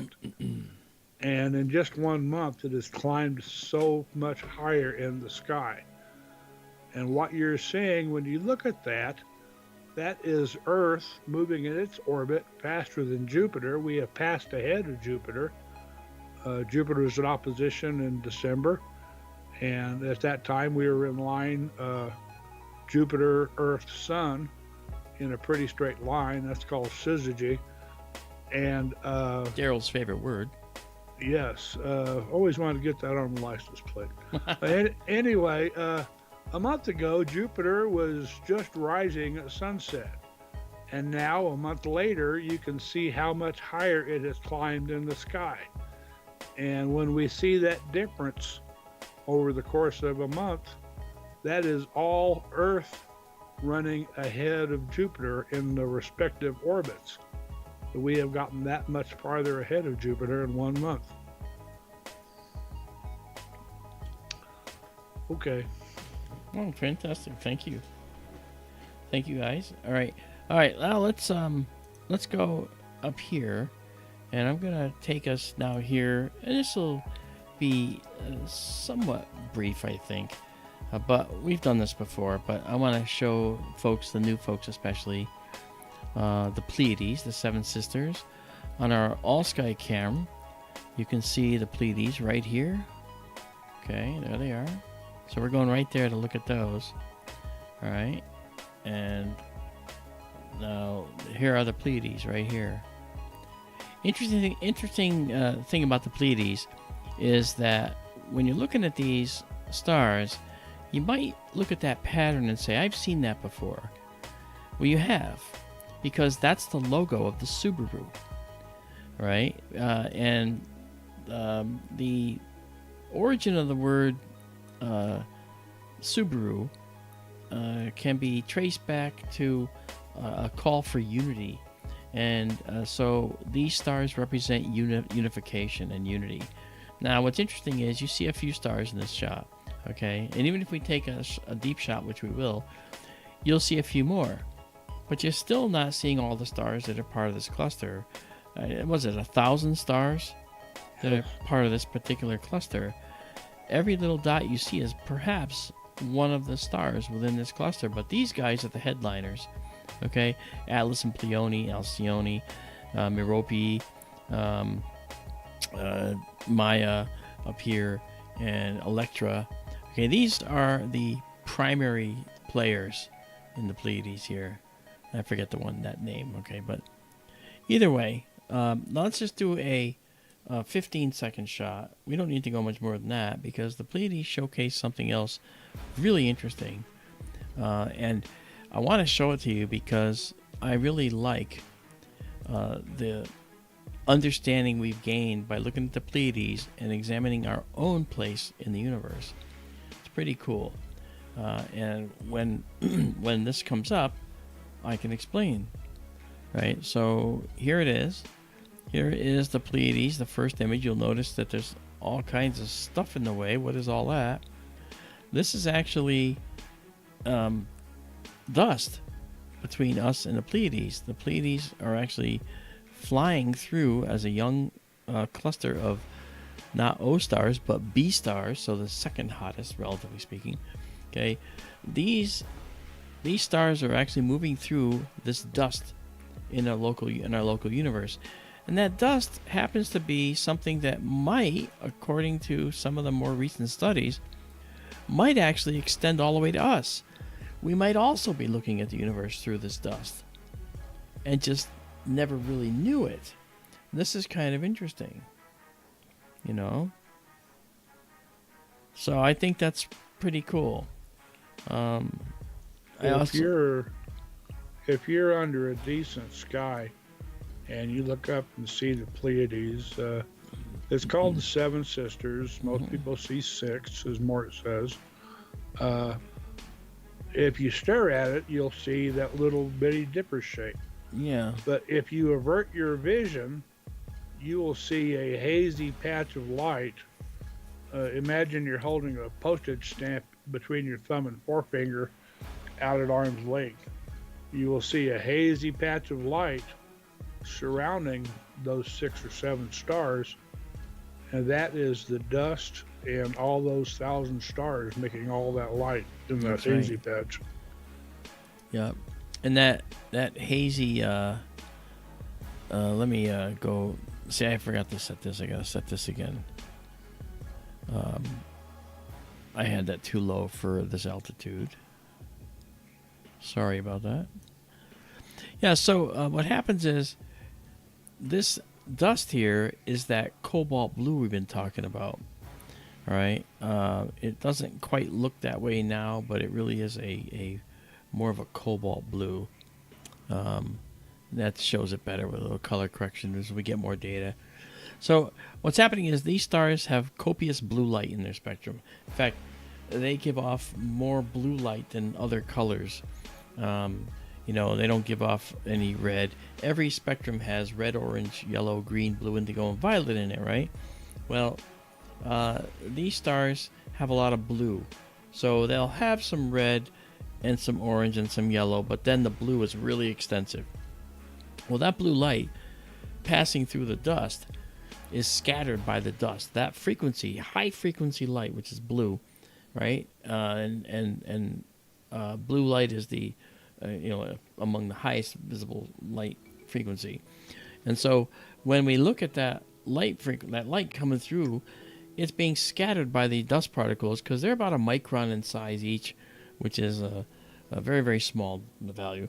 And that size is just perfect for the dust grains that they are to absorb and emit and basically send back out in all directions the blue component of the spectrum of the light from these stars.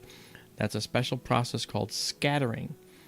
In astronomy, we call it a reflection nebula when we look at what we're seeing here.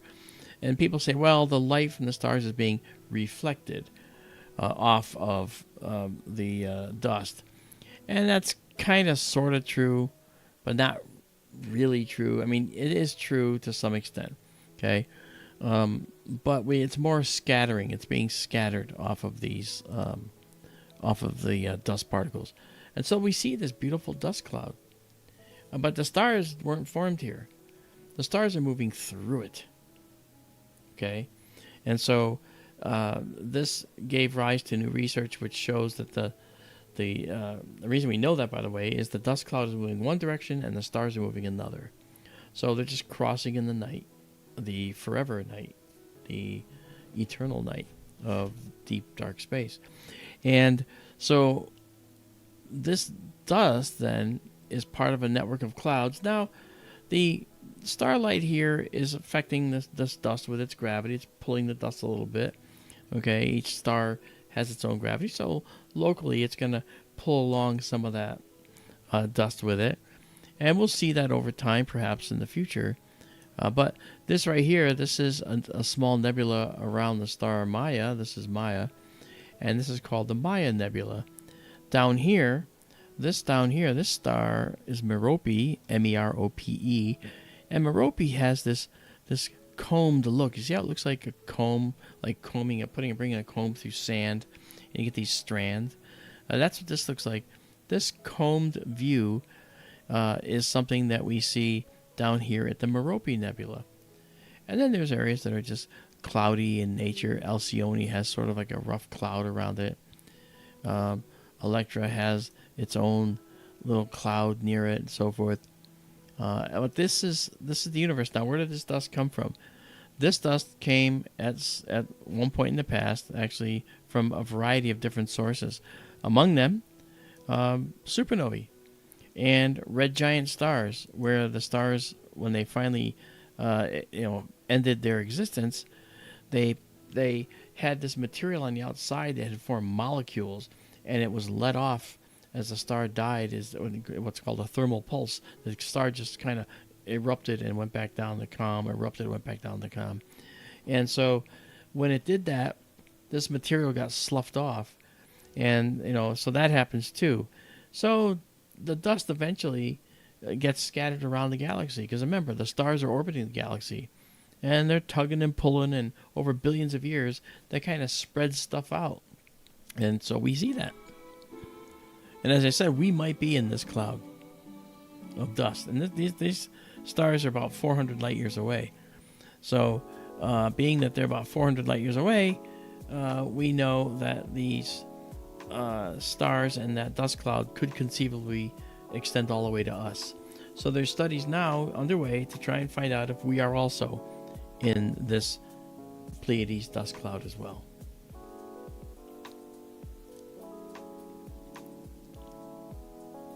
Okay, we'll just I'm gonna annotate this and just say where it is. Yeah, you notice there's a lot going on here. And we're gonna just say Pleiades, Subaru, Seven Sisters. We're gonna set the target name, and I'll get a complaint about the name. And I'll save it. Excellent. Save exactly as seen. Alright, so there's your Pleiades. A nice, beautiful image for tonight. Alright, that'll be up on the server in about 30 seconds. And we process out those halos, and then we put those, the things we put on mugs, like Daryl mentioned earlier today that he got one of the mugs from us, the Pleiades mug. And that mug was, didn't have those halos on the stars. We're able to remove those. I think we did on that one, right? I'm sorry, say again? We removed the halos on your mug's Pleiades, didn't we? I'm using my other mug at the moment. That's okay. Never mind. That's all right. Okay. All right, so what we're going to do now is... the artifact halos? Yeah. Yes, you did. Okay. All right, so let's go back to our low light mode here. And in this low light mode, we'll be able to move on to our next object. All right, here we go. Okay. I really want to... I don't think we can get here, but maybe we can. I don't know.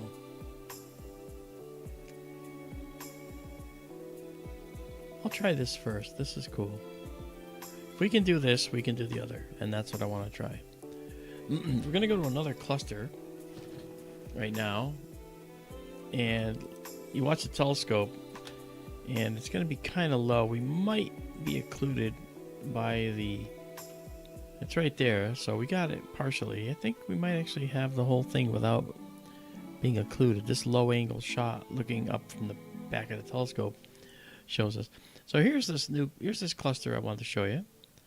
Okay. Now, what's interesting is they give it a different name, which is kind of interesting, but I understand where it comes from. Okay. This particular cluster, first things first, I'm going to center this in the view because one of the stars of the cluster is named here as a Hipparchus star 29126.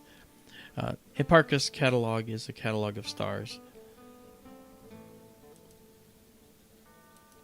Okay, now this guy right here, let me zoom in on it because even in our low light mode, you can see it and see what we're looking at.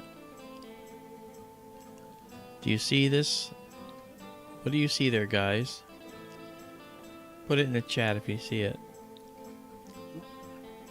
It's quite startling in the eyepiece when you see this. Yeah. I'm gonna while you're putting something in, I'm gonna actually give us a 15-second shot and check it out. So put in the chat what you think this looks like. Okay. And let's go now into our live stack again.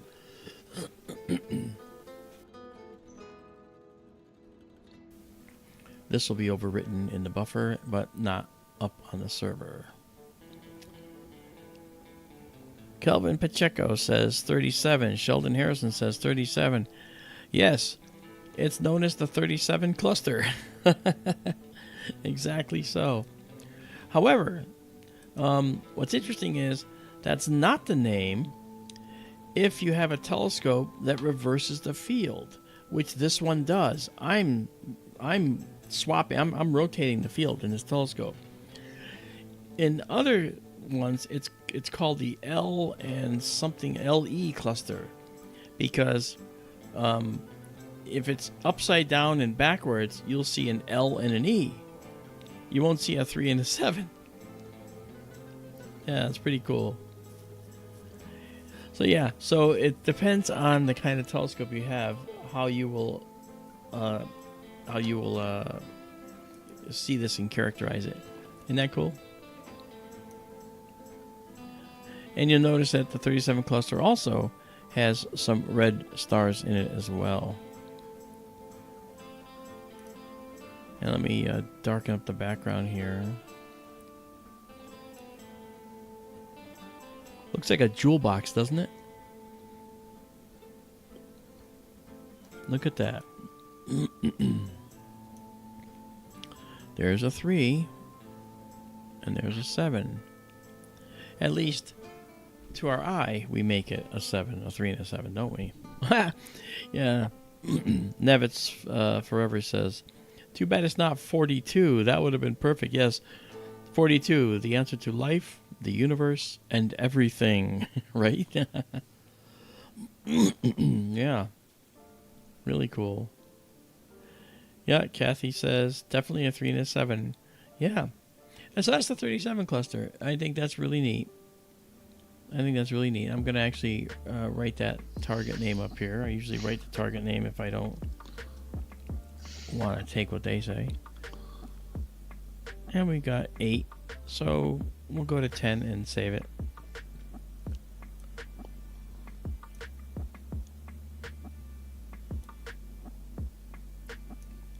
Daryl, where is the Spaghetti Nebula? Is that in Riga?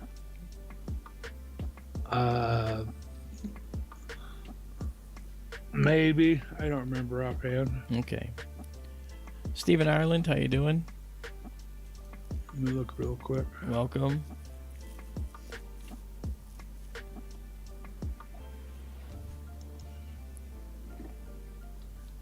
J37. Yeah, if you look deeper, you can see stars making patterns like amazing patterns of all different kinds. Yeah. Save exactly as seen. There we go. Okay. Spaghetti Nebula is in Taurus. Oh, it is in Taurus. Okay. I might want to look at an element of the Spaghetti Nebula tonight. Another supernova remnant, guys, but it's much bigger and fainter than the one we saw earlier. So let's zoom out here. There we go. And let's see if we can find and see at this point the Spaghetti Nebula. It's a really good night out there, so I'm taking every opportunity. Spaghetti Nebula. Oh, we should be able to see it with no problem. Alright, let's go. It's higher up in the atmosphere. It's higher up in the air. So it's more directly overhead relatively than where we've been. And you're going to see, you're going to look at this and say, well, wait, where is it? I don't see it. It's a supernova remnant that's rather spread out. I think I see a piece of it here. But I want to actually identify where I am exactly. Let's hopefully we have a star in here. We just have a center view. 27,629. All right, just out of the view. Well, then let's find that. Okay, so let's do the Parkas. Now, why am I doing this? I'm doing this because I want to find the Spaghetti Nebula directly, and because it's so faint, we can't see it. This is it. What did I say? 27,629. Okay. So 27,629. Yeah, there it is. All right. And that's just out of the view, as it said. And I'm going to tell it to go there. There's the Spaghetti Nebula. It's huge. Look at the size of it compared to our field of view. All right. And one of these will be 27,629. That'll be it right there. Okay. So we're going to do this. All right.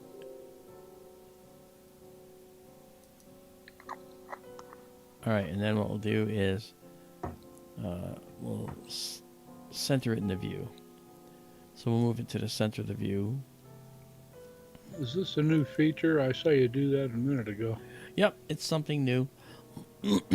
We're centering it in the view, and then I can go and immediately go back to Stellarium, and with that star selected, I can just tell us to go look there. All right, so now, for instance, I come back here, and this is where our telescope thinks it's pointing. That's the star we want to point at. So I literally say, okay, synchronize. And now this goes down to that, and boom, we are now synchronized. And we just reset our nearbys, and there we go. So from this point of view now, I can now go back and say, let's head out to the Spaghetti Nebula and do that using Stellarium. But now, actually, I don't even have to. I can just come out of here and pick the brightest spot in the nebula. Look at the size of this thing. Look at how big this is.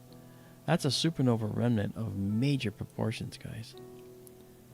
So we can pick this section or this section. I'll do this section because this is I've done before. Okay. So we're going to tell it to go there. We're going to tell it just go to that spot. All right. So you'll see the STLS cursor will go right to that spot. Okay, it's not quite there yet. It'll get there. There we go. And you can see some red in here already.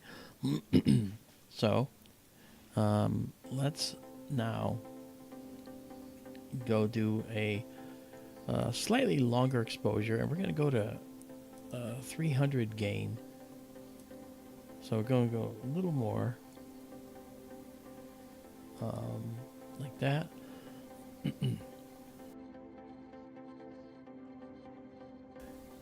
Okay, so 300. Oops, sorry.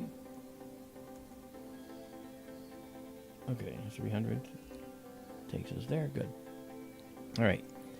And now what I'll do is I'm going to readjust. All right, you can see some red in here. This is neat. Okay. So now I'm going to do a 35-second shot. Okay. At 300. And we'll see what's hiding in here. I think I know. Kind of been here before. This is neat. All right. Guys, if you get a chance, if you like what you see, please consider joining our Patreon or going to skytourlive.org and click the donate button. Help us out. We're trying to put that telescope out in Benson, and we could use some help to do it. We bring you quality astronomy like you see here. And, I'm a real astronomer, and I'm trying to deliver to you astronomy that's free. I don't charge anybody for it. If you want to help out, you can. If you don't want to help out, you don't have to. And we don't expect you to. All right? But it'd be nice if you could, and it would be something that would help us immensely. If you join our Patreon and you go to some higher levels in the Patreon, then you get all of our images that are processed to a high degree, and there you can do anything you want with those. Now, if you like fine art, you can go on our skytourlive.org. You can go down and say, hey, give me some really cool pictures. Take me out. And beyond that, you can actually get artwork, framed imagery under glass. You can get some incredible canvas printed pictures, metal printed pictures. So there's an awful lot you can get if you want. And there is this beautiful sweeping nebular mass. Look at that. So much going on here. So much going on here. That red is all nebula. I'm going to back out a little so you can see the full frame. See, that's a piece of it right there.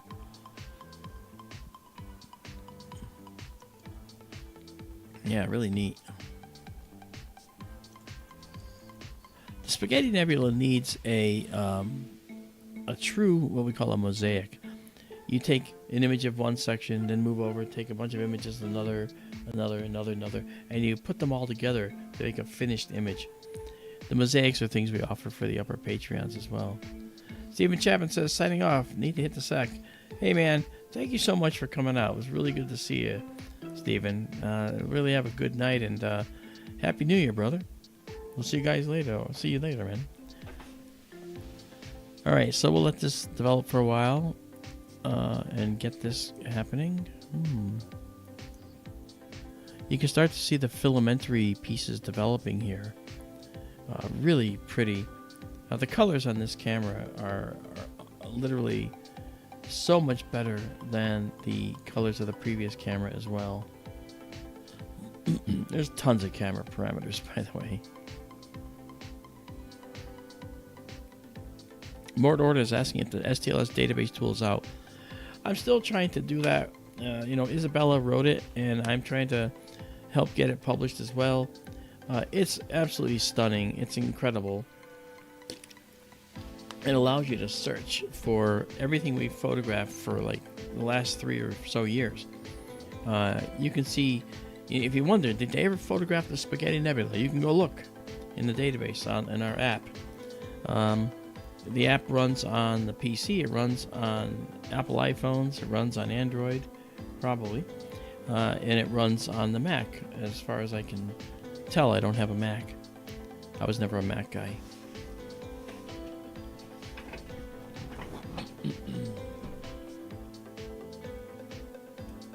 Alright, let's finish filling this in. And this is a SNR, supernova remnant.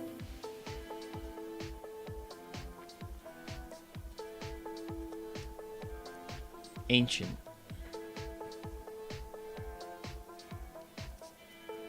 Oh man, this is something.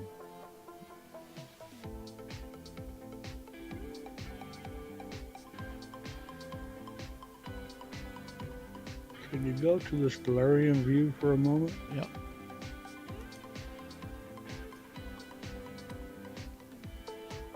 So We're here. I see faint, but sort of a big red donut there, Yeah, I'll show you. like you're on the lower right side of the donut. I'm just wondering where the center of the SNR might be. Yeah.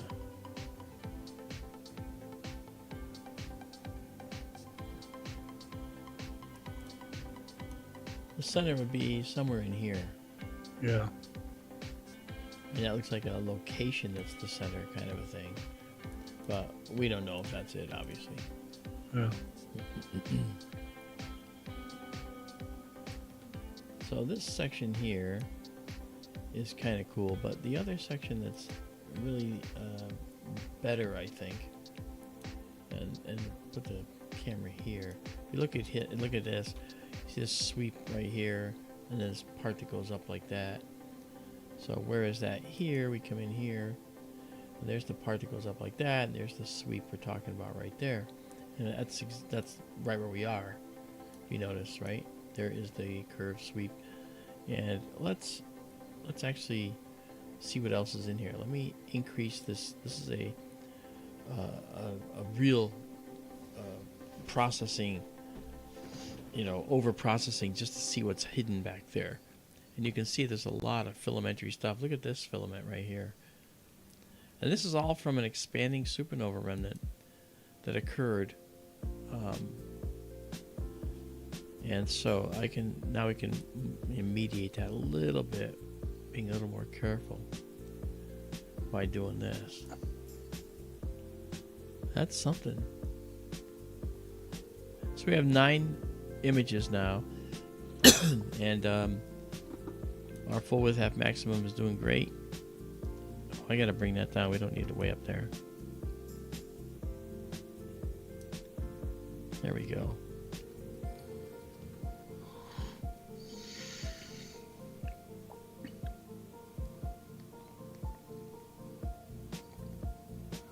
More, I use the online version of Stellarium.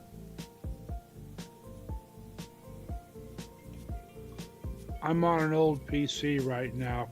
My main PC broke. It's been fixed, but I haven't picked it up yet. I generally just use the online version of Stellarium.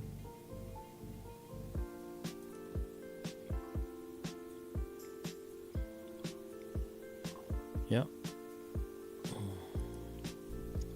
I noticed in Stellarium earlier, Mark, there's another kind of bright patch area. I think it's to the left. It is. Yeah, I know what you're talking. I will show you. It's this one over here. Yes. Yeah. Might that be interesting to look at? Absolutely.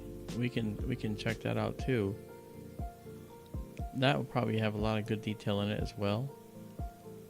So we're currently over here right now, and we're imaging this set of tendrils right here. But we're going to go to the other one in a little while here. We have 12. We'll go to 15. And we'll get 2 images of the Spaghetti Nebula. Then move on. There's other things to see, of course. In the night sky, it's beautiful. Let's see what our all-sky camera is showing us right now. There is the remnants of the summer Milky Way. And now we see the winter Milky Way coming up. Here's Orion right here. We might be able to squeak out a view of the Orion Nebula down here. We'll have to see. Then up here, there's a lot going on over here. I was up at 3 in the morning the other night, and I was imaging all kinds of stuff over here. I imaged something called Thor's helmet. I imaged something called, what was it? I got Thor's helmet. Oh, what else did I do? I did a shot of the Orion Nebula. I even grabbed the Horsehead Nebula, which is here. We'll see the Horsehead before we see the Orion Nebula. This is going to be above the wall of the observatory right here, before the Orion Nebula. So we're actually, right now, we're up in Taurus, so we're up here. Right, like somewhere around here. So we might have the ability, because the wall's kind of right here. So we might be close. North wall is like here. Once it gets up higher, you can capture Casper, the Friendly Ghost Nebula, and the Boogeyman. And yeah, those will be first before the Orion Nebula even. So that might be pretty cool, or maybe around the same time. So that was pretty cool. We'll get to it. And if we Izabela, go ahead. I'm sorry. No, go ahead. Izabela asks if he can show the Solar Nebula. I know you imaged that. Oh, I did. I mean, image it, Izabela, or just show it?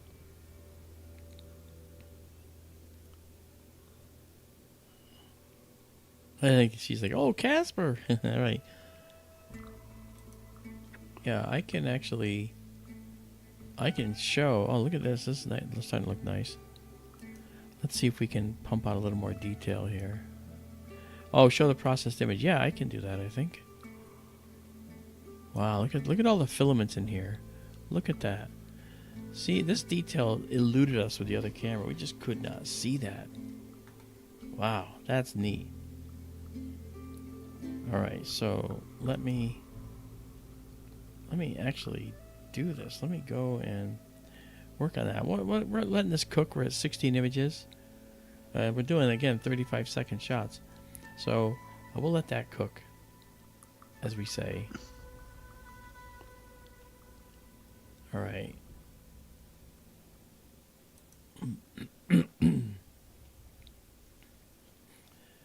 Yeah, and then there are a number of images that we took. Let me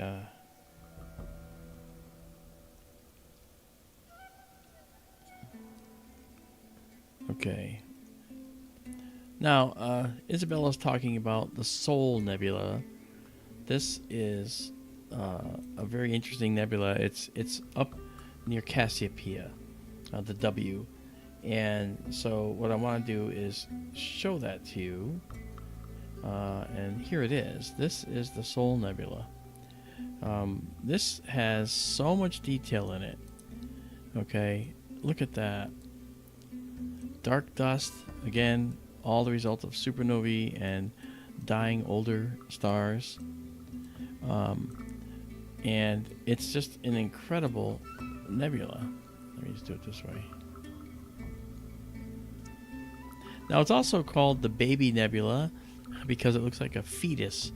There's the head with the eye socket, nose, mouth, little hands, okay, body, little feet. I don't see it.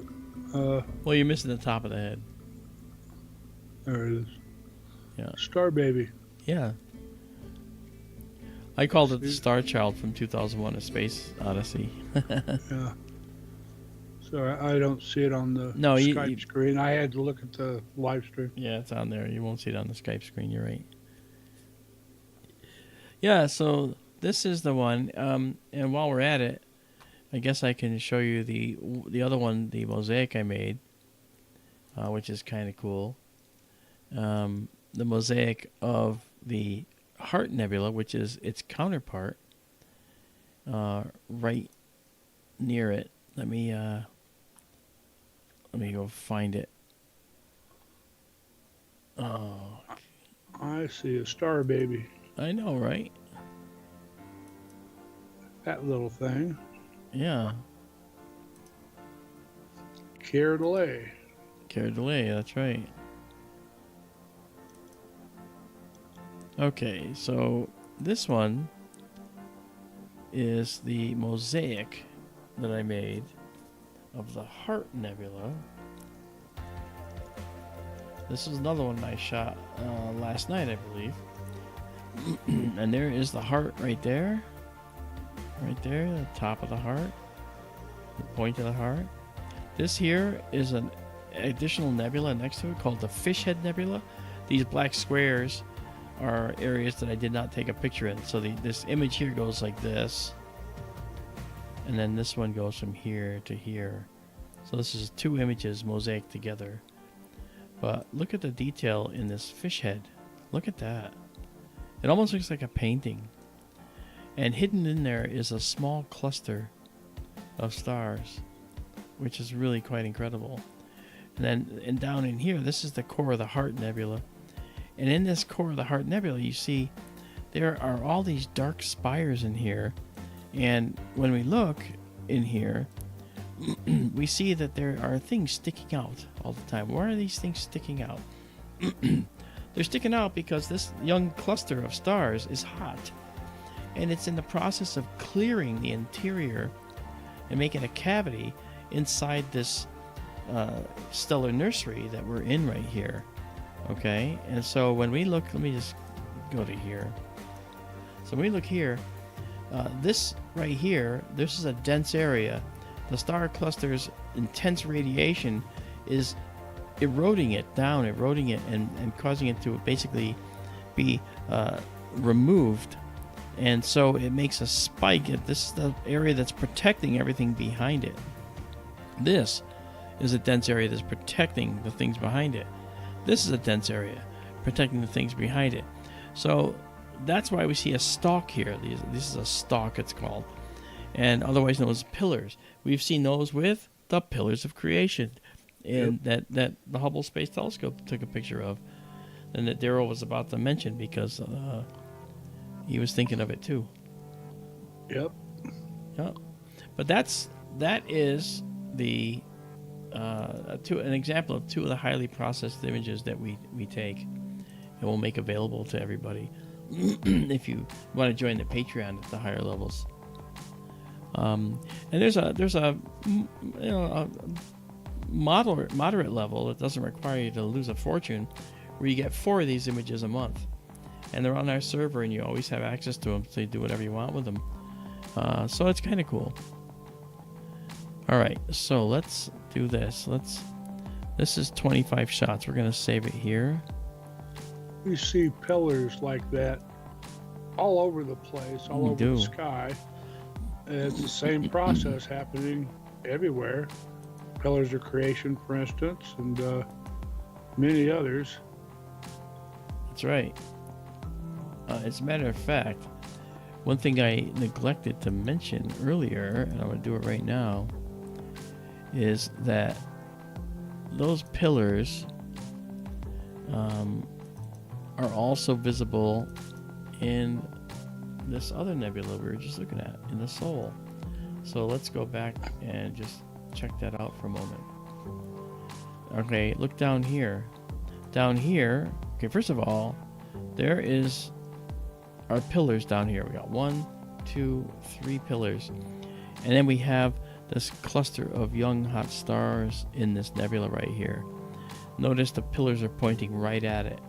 That's because these hot young stars are eroding, and with their hot radiation and stellar winds are blowing the lighter material and gas away from the denser material, leaving it to kind of rake behind in these stellar winds. It's like a dog sticking its head out the window and its ears flap behind its head from the wind. Well, this is the nose of the dogs, okay, sticking out, and it's all being pushed back. So that's pretty cool. So that's what these pillars look like up close. See that? That's cool. And just to the upper left of those, Yeah. you see another pillar just below that really dark patch. Right below this.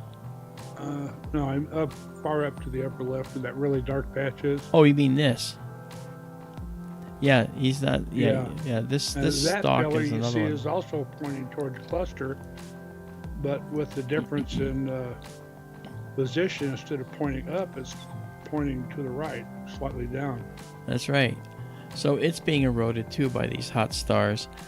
This here is being eroded as well, but it's very dense, so it's resistant to the erosion and does a very good job.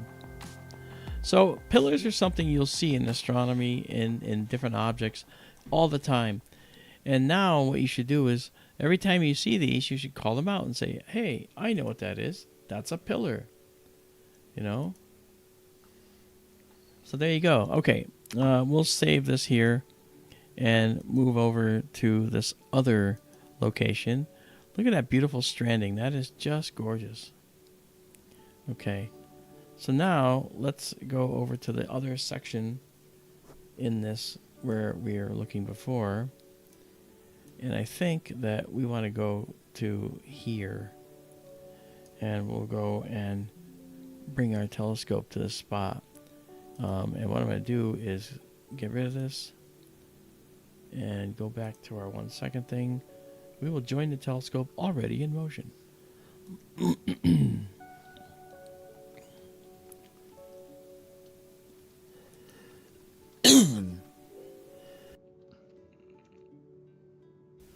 Okay. All right, let's see now. This star might be a Hipparchus star. Let's go see.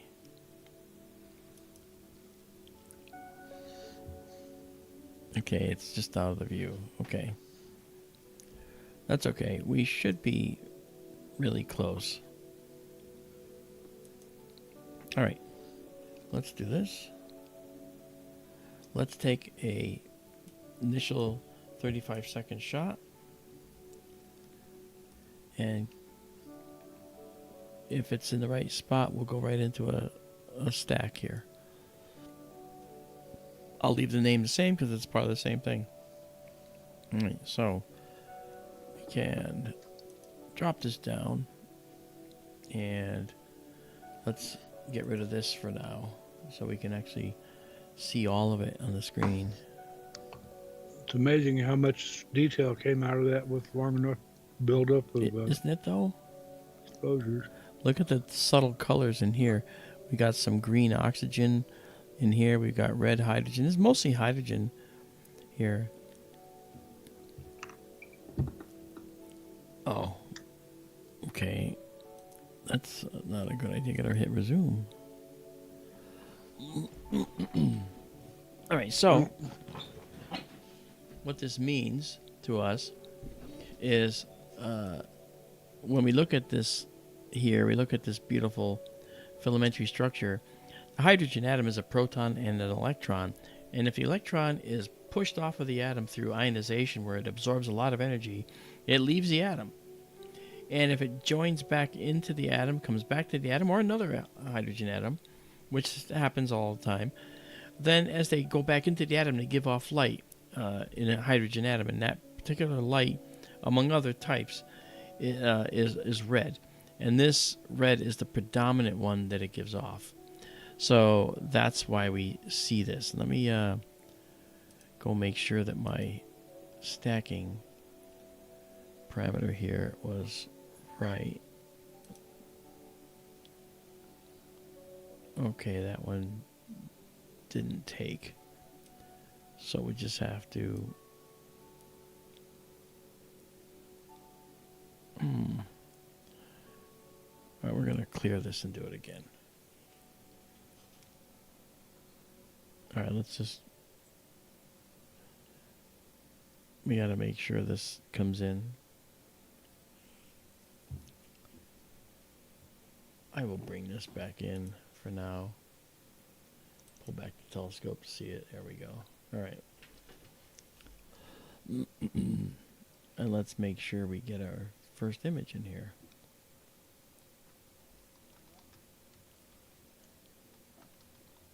There we go. Yeah, that's pretty bright. Look at that. That's beautiful. That's beautiful. You can see there's multiple colors in here already in this spot.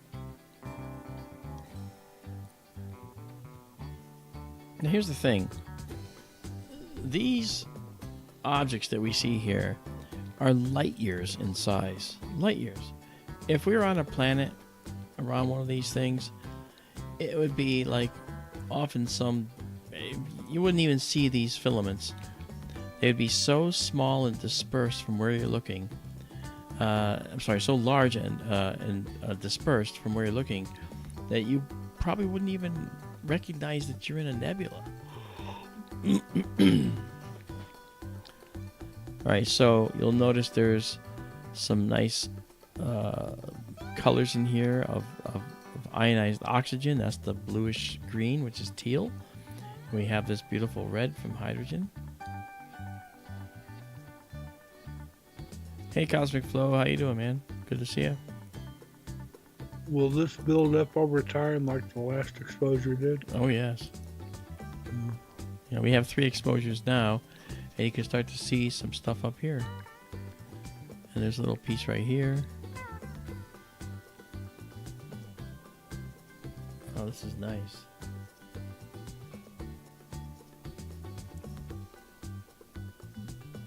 Yeah, and every now and then we will color correct again. You watch the curves align, you'll see the colors change. This will help us get the most, like right there, see? This gets the most out of our colors, and we get to see more of the color in this nebula as it really is, rather than a fake view. It's actually helpful to balance the color curves. So we do this for every exposure.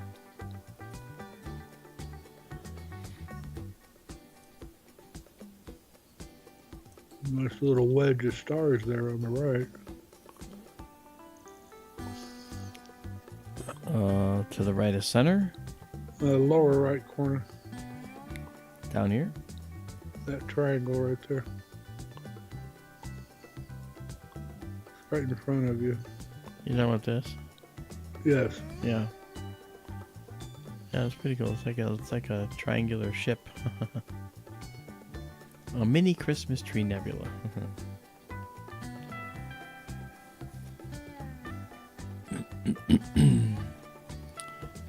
Okay, I'm gonna check something now while I'm in here. Telescope's still taking pictures there. We're gonna keep doing that.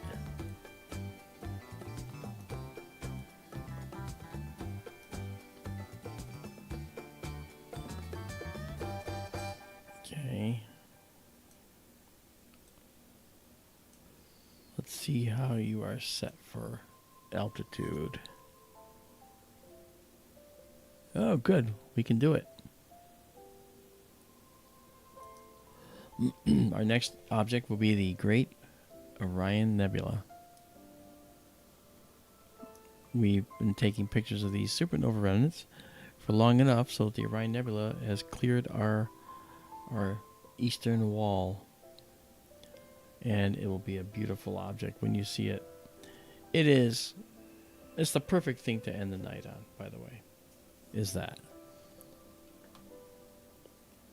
Look at the teal color in here, Daryl. This looks really nice. We're actually seeing a real rich and varied set of colors here.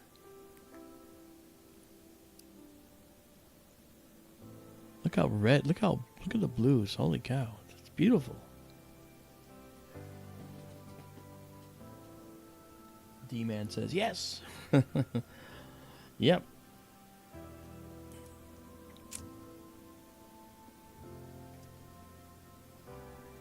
You're just going to have to tolerate me focusing one more time.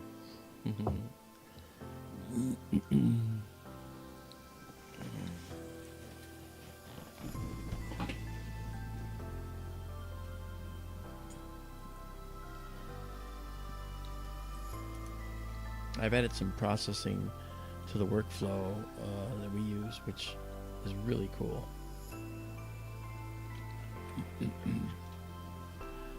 While this is developing a little more,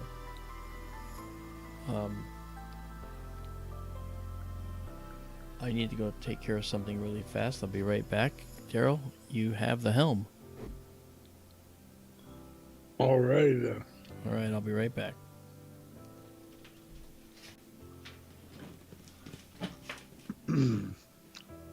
I used to sing when Mark went to the powder his nose. I haven't done that in a while, and I don't feel up to it tonight.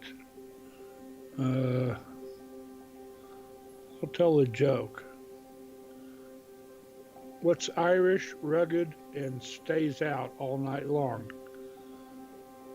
Your answers, please.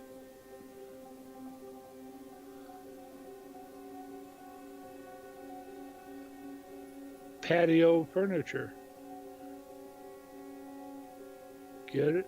Irish, rugged, stays out all night long. Patio furniture.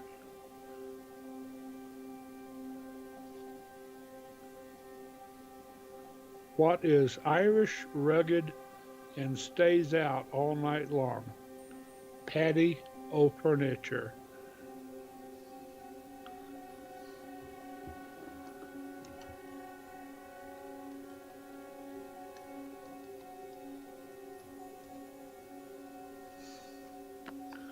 Anyway, that's the only clean joke I know. Sorry.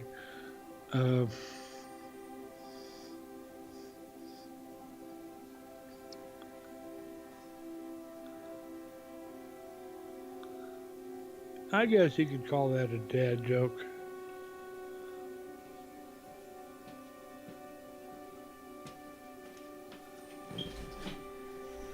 I'm still off my feet a little bit. I'm recovering from either a bad flu or a case of COVID or something. I don't know what.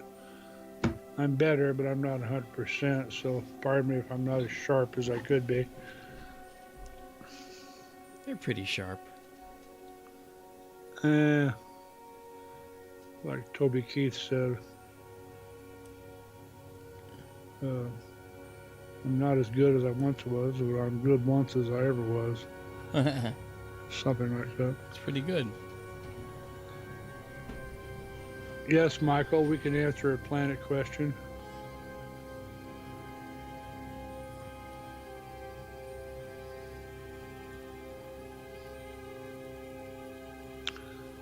You know, something I've been pondering is, you and I talked about just a little bit in chat recently, that whole argument that some are making now that supposedly does away with the need for dark energy. Yeah, I saw that. Timescapes and all that. Yeah. It's they say it's a time dilation effect. I'm not sure I really understand that yet, but Over vast distances, I'll give you an example. We see things like fast radio bursts, FRBs. They come from billions of light years away, and we notice that when they get here, that they have something called a high dispersion. Now, in plain terms, that means that the light is stretched out over long distances. In reality, what it means is some frequencies are more prone to effects on them by interstellar gas. So they do get stretched out from that interaction as they cross vast distances between galaxies. So, in the same... That's not cosmic redshift, though. That is not cosmic. That is not cosmic redshift. No, that dispersion is. They have huge redshifts, but the dispersion is a stretching. It's not a shifting of the whole spectrum. It's a stretching within the spectrum. Okay. So in other words, let's just say is if the spectrum is 3 inches long, which is not, but let's say it's 3 inches long, in a cosmically redshifted area where all the data is shifted to the red, that entire spectrum goes to the red side. Okay, more. But in the dispersion, that 3-inch spectrum becomes a 6-inch spectrum. And that whole thing can be shifted into the red, but it's a dispersion and a cosmic redshift on top of it. See what I mean? I'll take your word for it at this point. Okay. All right. Well, I just... I mean, if it does away with dark energy, good. Yeah, and I hope that research is fruitful. Yeah. I've often said that stuff. I've often said that dark energy doesn't make really a lot of sense to me. Yeah. Now all we have to do is knock off dark matter.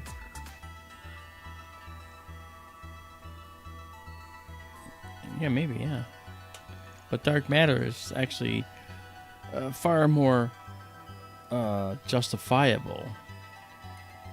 But it turns out dark matter might actually have its own explanation as well. Yeah, but I tend to lean more toward, shall we say, a more prosaic cause.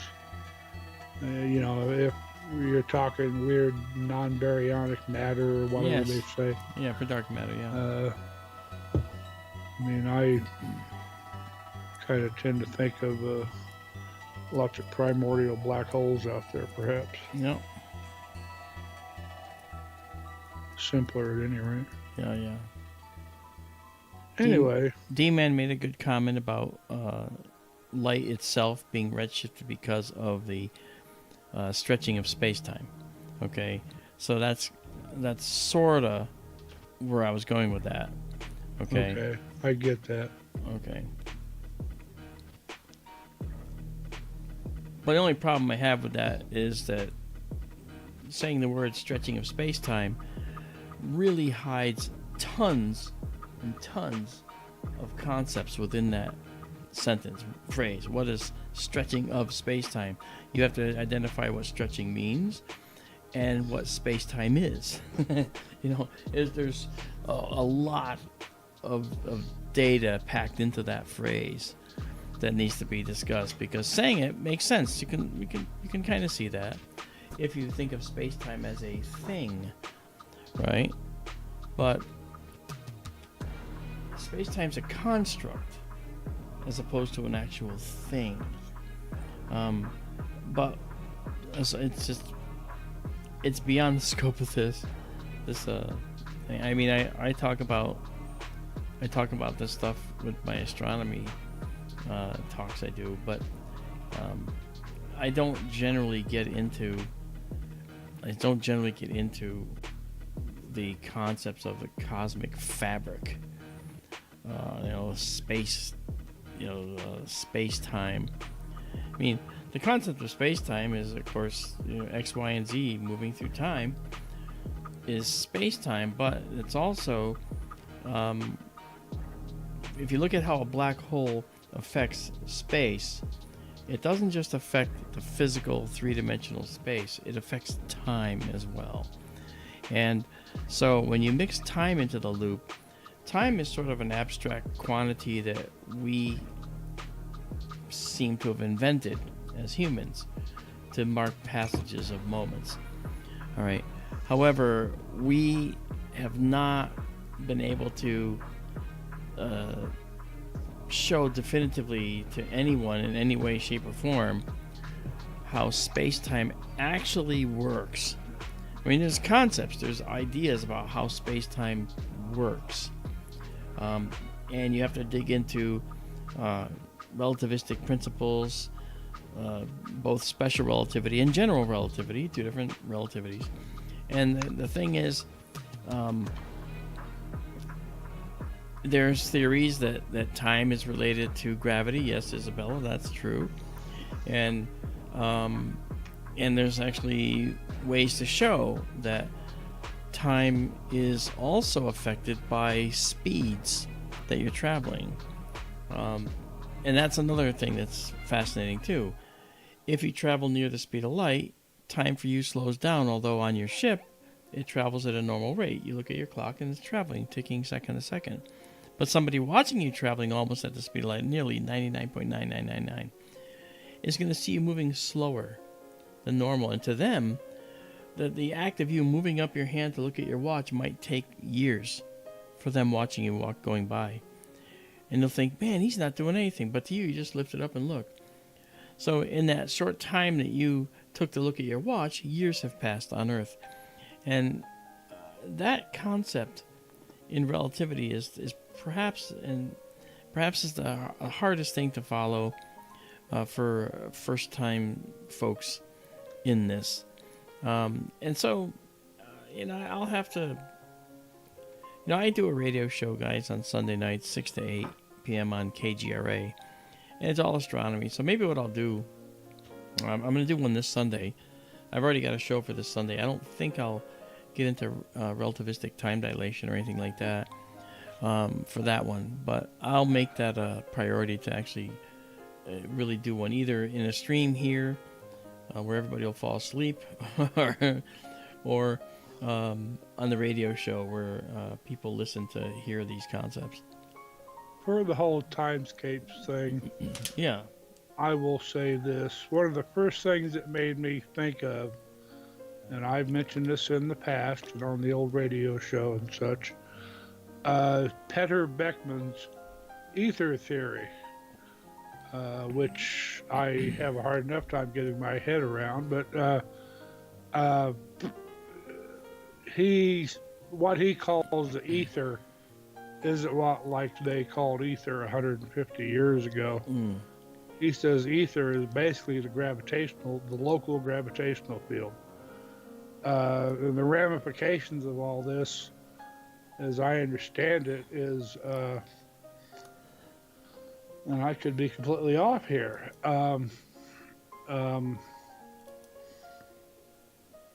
that if the fabric of space is the ether, I'm saying this wrong, what it seems to say to me is that the speed of light is not a constant, that it depends on the local gravitational field.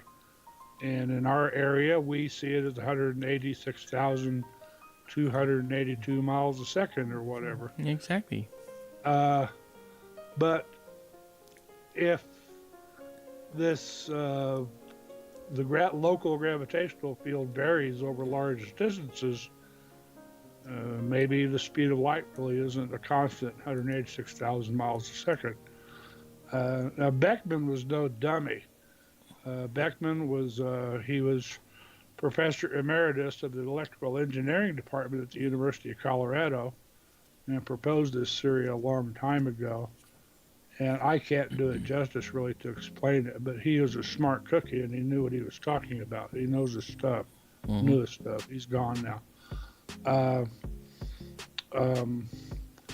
That his ether theory supposedly neatly does away with the need for relativity.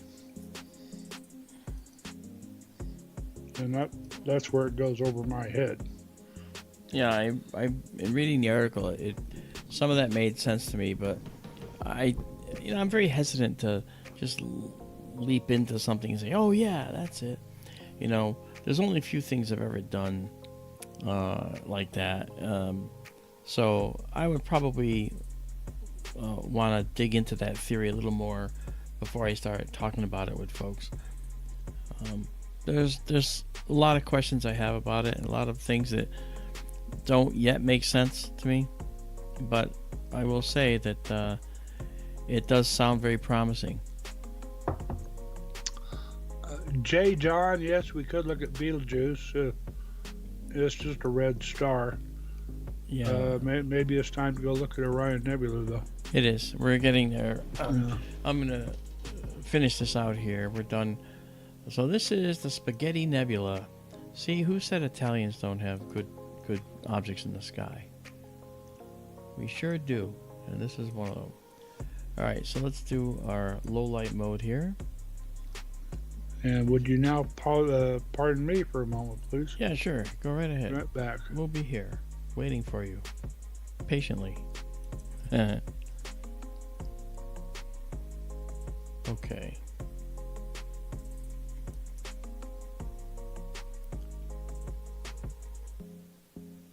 All right, so let's see here. What's going on with this? Let's do this.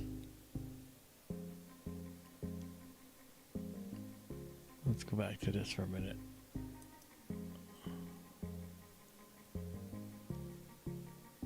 Okay, and then come out of this again. And let me just figure out why I'm not getting a difference here. There we go. Okay. Just had to do that. All right. All right. We're good.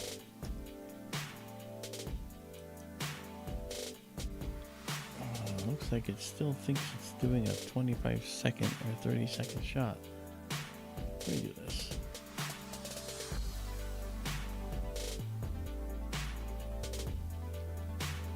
Okay. Well, first, while we're waiting, let's just go down and see if we can get ourselves to the Orion Nebula. There it goes. It's on its way. Let's turn this off and on.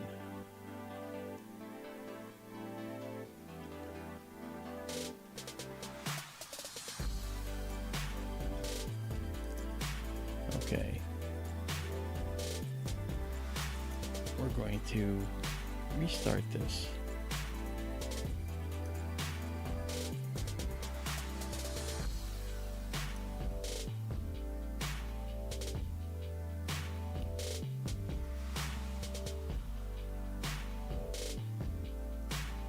Okay. Okay, I am restarting SharkCat here.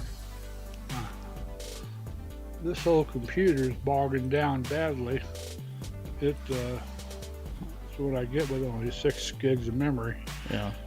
It actually pop out chat and the live stream both shut down on me a while ago. Oh, really? Asked me to close a bunch of windows.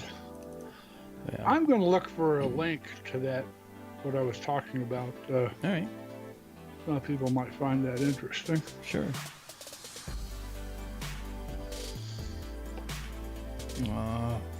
Here we are. Let's do this. Oh yes. Okay. The Great Orion Nebula, and its counterpart up here is the Running Man Nebula. But we'll focus on Orion first. Alright, so we're going to bring it down here. Oh, you think this is pretty, Mike M? Just wait a moment. Just wait a moment. Let's just pull this over a little more. Alright, we're going to pull it over here because I know what's out here to see. Okay. Alright, this is going to be one of the most beautiful things you've seen tonight. Okay, that's a promise. Alright, let's look at this. Looking good. Alright, and now let's do a 20-second shot. No more time is needed. The Orion Nebula is one of the few nebulas you can see with the naked eye. It's 1,500 light years away, about 22 to 24 light years across. And it's really a stellar nursery. This is all dark nebula in here. You can't really tell, but you can see some of it leaking over onto the face of this object here. Okay. You'll see these too. These are geosynchronous satellites that leave a trail like that every time we look. Alright, let's clear this. The stack is reset. And now we'll get the next picture. We'll overlay this.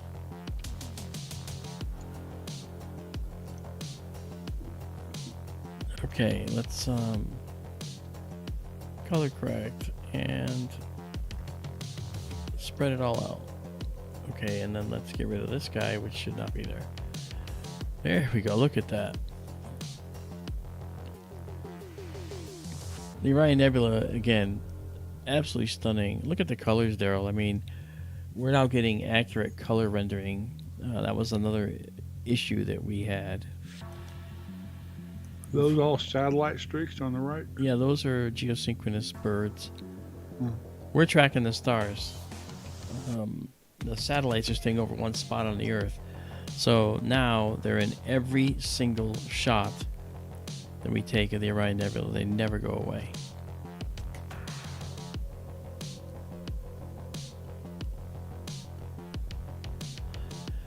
However, you'll notice that there is an incredible amount of, what should I say, detail out here in the darkness. And as we move this mid-level guy in, you'll see that become more obvious, especially up here.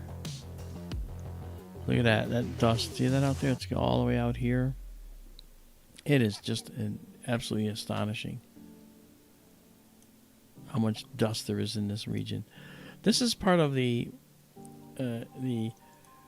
OMCC, the Orion Molecular Cloud Complex.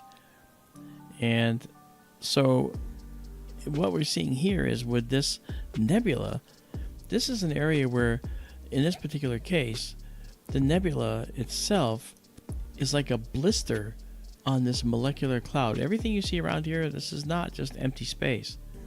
This is dark dust clouds, massive dark molecular clouds of dense gas and dust. And by dense, I mean in a sugar cube, you might have 30 atoms. That's dense for a nebula. You might have more locally in other regions, and certainly in stars, hell of a lot more. Okay, however, if we now look at the density of the air, well, we got 10 to the 19th, 10 to the 20th atoms in a sugar cube size of air. So you can see that's the relative disparity and difference between this material and the air you're sitting within right now. Look at how beautiful this nebula is. Now, we have very, very high dynamic range on this, meaning that if we drop this down, we can look and peek deep inside the nebula. We're going to do that right now. Hey, Tamara. Look at that. Isn't that gorgeous? Believe it or not, that's what's over our head right now outside. Everyone in the northern hemisphere can see Orion right now. On the night side, anyway. So, let's describe what we're seeing. Okay. So, here we see hydrogen emission. This is the hydrogen clouds that are emitting red light, characteristic of hydrogen atoms that have been ionized. This teal stuff, this is oxygen, known as oxygen 3. That's O and a Roman numeral 3, OIII. That's doubly ionized oxygen. And you might say, well, wait a minute, what do you mean doubly? That's 3 I's. That should be triply ionized. No, unfortunately, H Roman numeral 1, H1, is the base state of an atom where it has its electron on it. Okay, so hydrogen with its electron is H1, but we just say H, hydrogen, because we don't want to say H1 every time. So then if we look at oxygen, oxygen 1 is the base state of an oxygen atom, which has all of its electrons. If we say O2, O Roman numeral 2, that's singly ionized oxygen. And then if we go O3, as Aurelio Maraca in the chat, or another good friend of mine, says, O3 is doubly ionized oxygen, where 2 of the electrons have been knocked off the atom by the ingestion of energy by them. See? So, how's it going, Aurelio? And Jeff, how you doing? Jeff Penn's with us.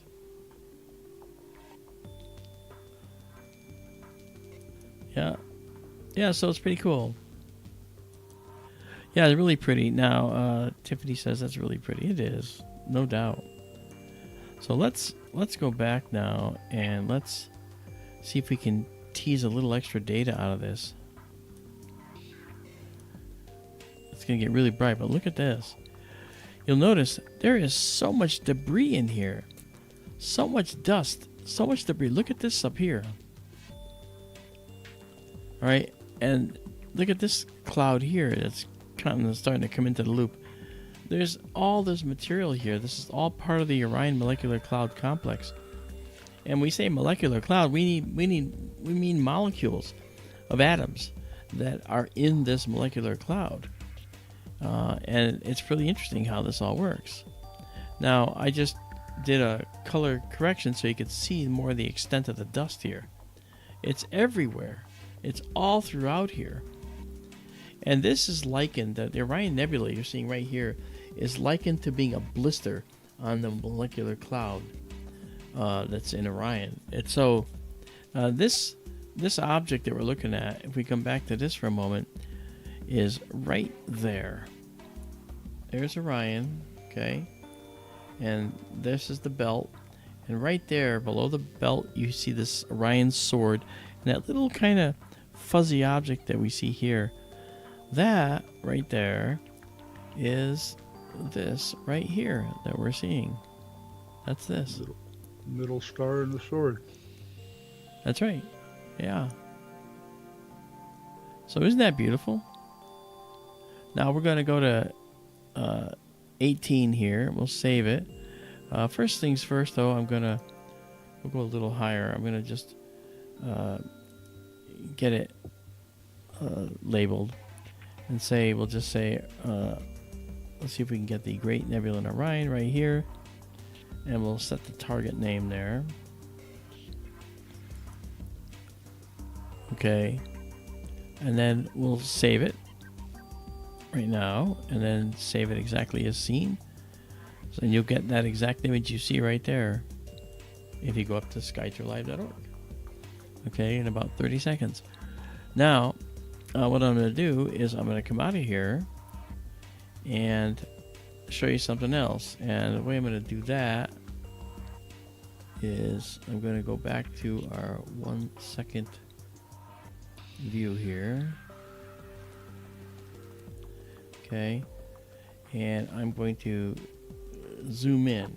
I want to show you the culprit that's causing this nebula to glow like it is.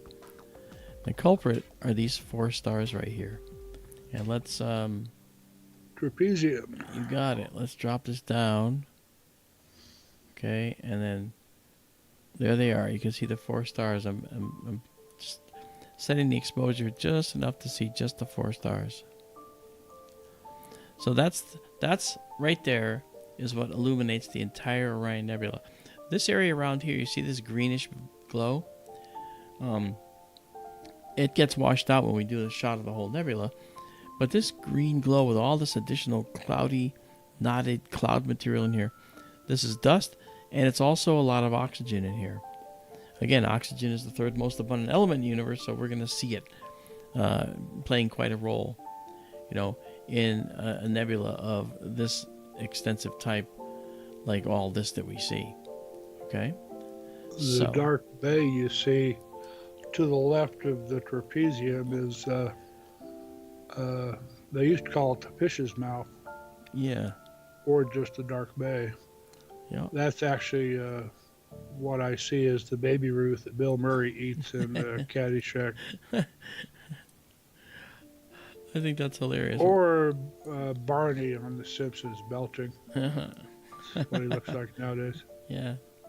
Hey, Homer, look, a peanut. Yeah, okay. All right. So we're going to climb up a little more here and get to this feature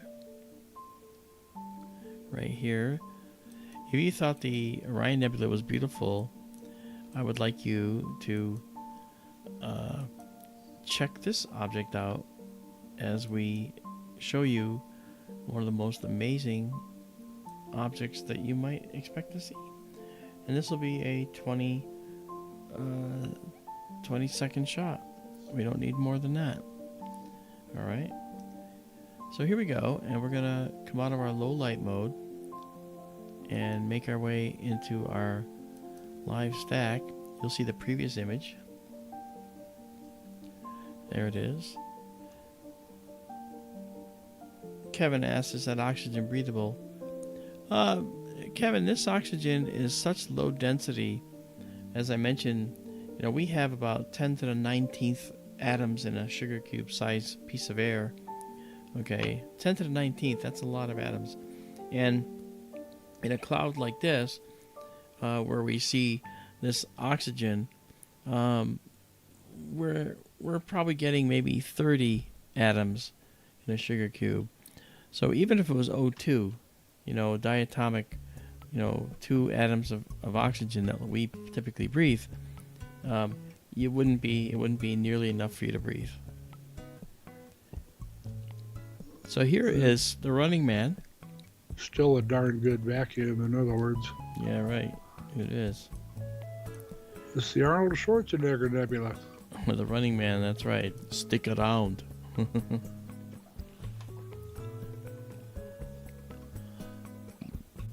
Yeah, so let's let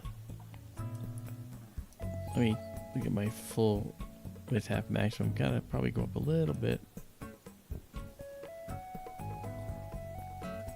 Interesting.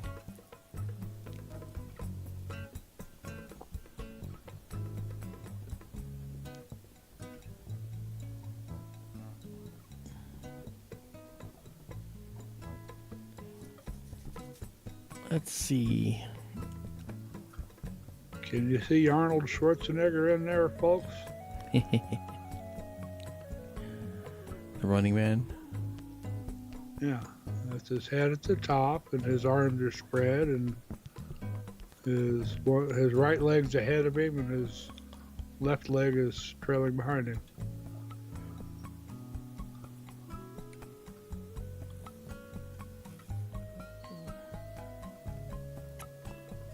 We're actually gonna tease a little more data out and get this to.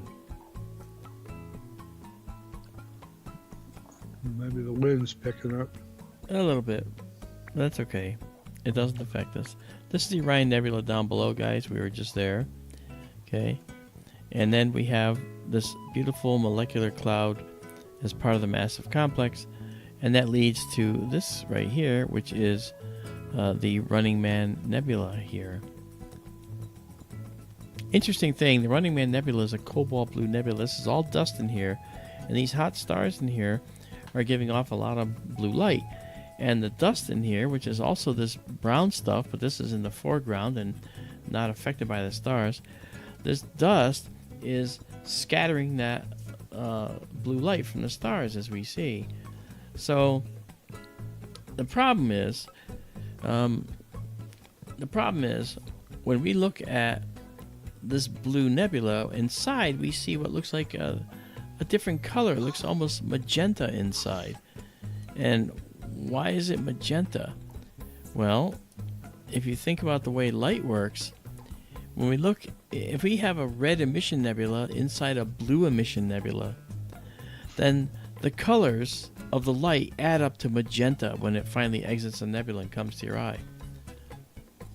Down here, we don't have that. We have this. We have the hydrogen, alpha that comes out, which is that reddish ionization color. But here, this is magenta, and it's because of that color mixing wheel. Effectively, even the universe mixes its colors. We called it blue emission. It's reflection Oh, I meant scattering. scattering. Yeah.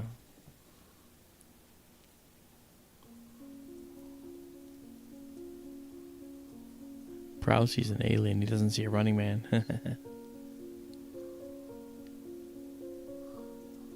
Wow, this is really...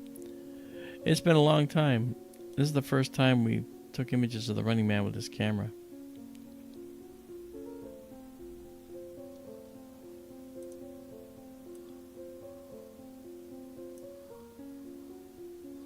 The fine wisps are interesting down beneath it. These here? Yeah. Yeah, they get better and better as we go on here. And we're doing this at 300, so the sensitivity of 300 means you got to take a lot of frames and stack them and make an image sandwich. That's what we're doing right here. That's what all we're looking at right here. We're taking a frame, aligning it with the previous one, and stacking it on top, and doing that and making an image sandwich. The more of a bigger sandwich we have, the clearer the image becomes. One image doesn't look that good, but if we clear up the image by adding more layers, then it looks quite good. We can simulate that by dragging this down, and you can see that we're approaching this beautiful, gorgeous nebular structure in here. See that? So that's how it works. Now, if we zoom out, okay, I can also show you, here's the full frame right here. If I do this, if I over-process momentarily, you can see what's hidden out here. All this additional dust. Look at it all. All that. That's crazy. So that's what's waiting for us. And that's something, the Running Man is just beautiful like this. It's just gorgeous. Wow. Yes, sir. I don't know why, but what Sheldon Harrison said kind of rings the bell too. What did he say? He said it reminds him of John Travolta in Saturday Night Fever. Oh, yeah, like, ooh, with his arms out, yeah. I get that.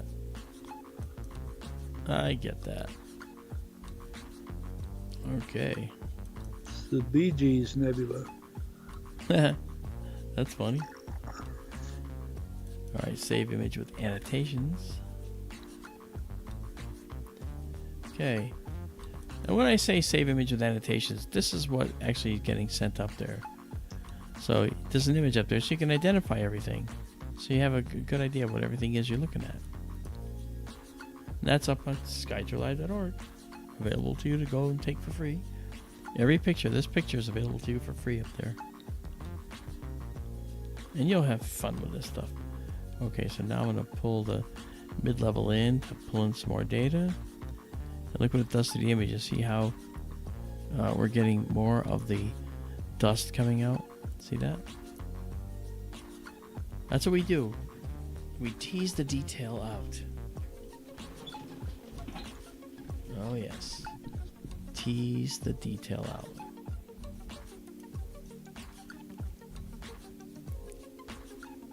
Tamara Spencer says, I see a man with a bird's head running with what looks like Spider-Man below him.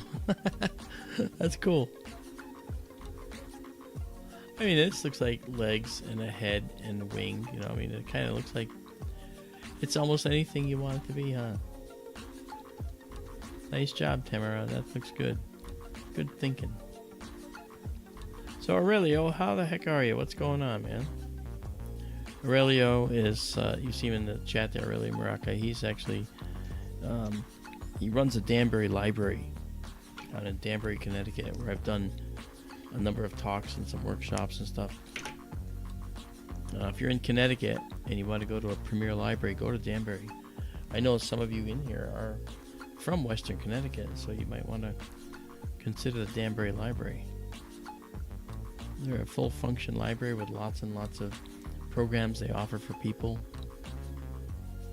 I teach some of them, not many. They also have the maker area, which is where they have tons of prototypers, and Aurelia will correct me if I'm wrong, but anyone can just go to the maker lab and check it out and become part of the Menkar Lab.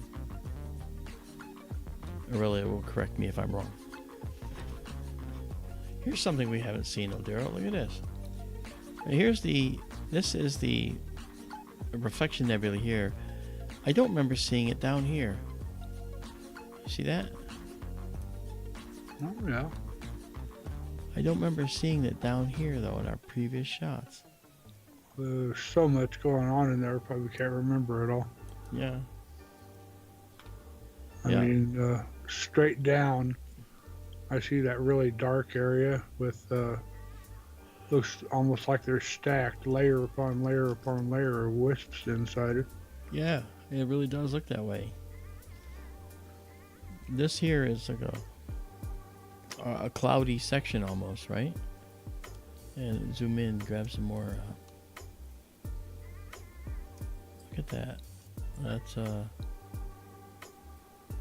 there we go.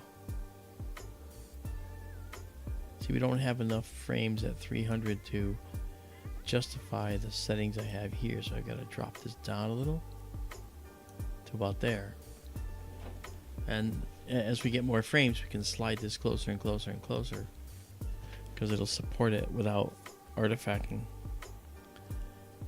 It gets crunchy, is what we call it. Ronald has a question for you.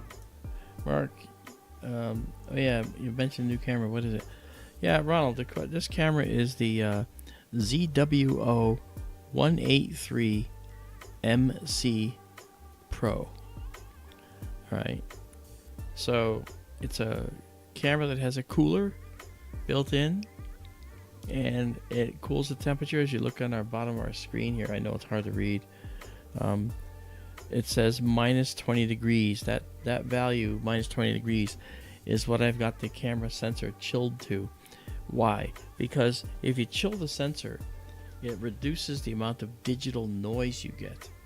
If I left that color cooling off, if I left that cooling off in the color camera, I wouldn't get a very good image. I'd get lots of noise, and it wouldn't go away in successive shots very easily. Look, that's beautiful. Holy cow.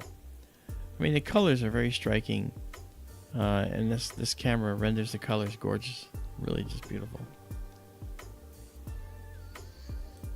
Now, what's interesting is this right here, this is oxygen 3, and this is reflection nebula. You can see the difference in the blues. It's subtle, but you can see the difference in the blues. Now, it's also the way this camera is recording things too.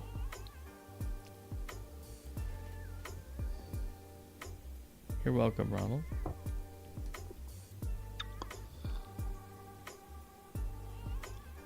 Richard Minnick says, so CCD isn't like any heat, eh? Yeah, this is not a CCD camera. It's a CMOS camera. A different type of sensor entirely. And yes, it's correct. Heat is something that all digital cameras could stand to do without, because it means that you're going to get noise in your final image. And then that noise has got to go. We want noise out. Get rid of it. Okay, this is 30 shots. We're going to save it here. Nice. This is NGC 1975, the Running Man Nebula. Ladies and gentlemen. Great. Well, as Orion comes up more, guys, we're going to be spending time digging through Orion, looking at other things. Well, down below Orion, we have a number of other molecular clouds down there to look at, and a tremendous number of objects to the left of Orion, as Daryl said earlier.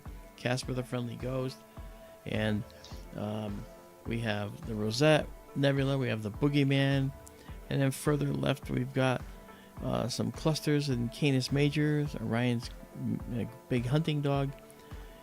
We have Wolf Rayet stars and Thor's helmet. We have planetary nebulae, apparently in a young cluster of stars, which makes no sense. That means a star died in there, which stars in a young hot cluster shouldn't be doing. And we'll talk about why that appears that way. So that's all cool. And I hope you guys enjoyed this. This is our last object. What a object to go out on, right? So why don't we just as a last thing here, let me move the telescope out of the way, and let's just look at this full screen. Look at that. Now that is something. Yeah. Hope you guys enjoyed that. There's the running man right here. Okay, there's the magenta color that we're looking at right there. And then down below here we see the remnants of the dust cloud, of which it's part. This dust cloud is full of dark dust. Now what is the dust made of? It's made of carbon atoms, it's made of silicon atoms, and it all comes from supernovae of stars and from the outer atmospheres of dying red giant stars. Okay, and of course that just continues down until the Orion Nebula is down there where we just were. Good night, guys. We'll see you next time we're there, Mr. and Mrs. Nebula. So there we go. So I hope you guys had a good time. I'm finding this image to just be very captivating. A mosaic is also in order. We'll do a mosaic too. We bring the telescope back here.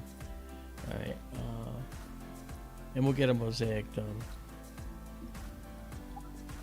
Wow, gorgeous. And let's bring the docket back up. Let's see if we can stand to bring in more detail.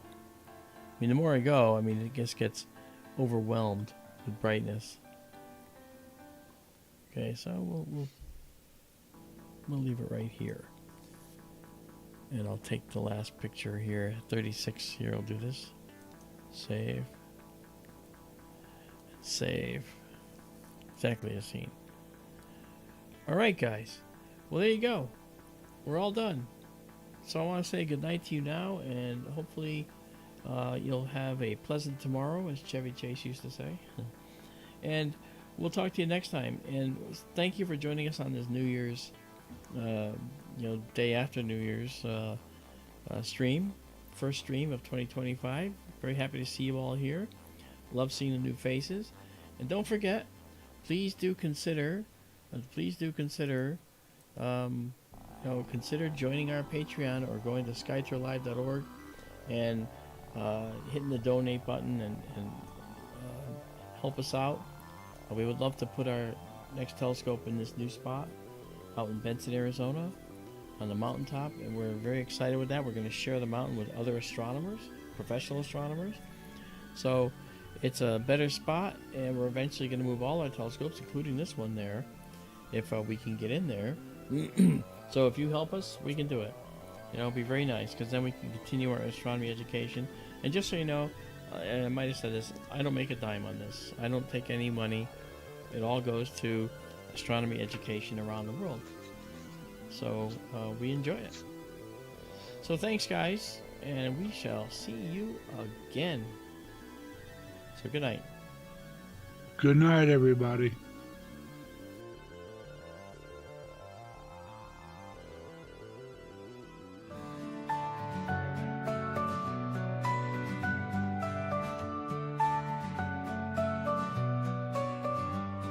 Stars so bright in the sky, on Arizona nights they fly.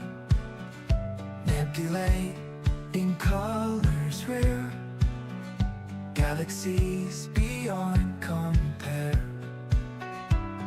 Sky tour in the night so clear, brings the universe near. Real-time wonders to see, streaming light for you and me.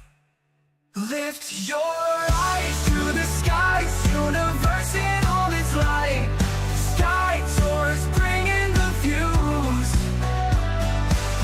Every night feels brand new. In the dark, the night unfolds, stories of the cosmos told. Through the lens, a distant dream, living real like a gleam. Far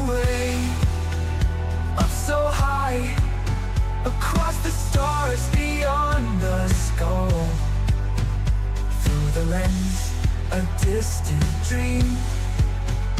Live it real, like a gleam. Lift your eye up so high, across the stars beyond the sky. SkyTour shows us the way, every night a new display.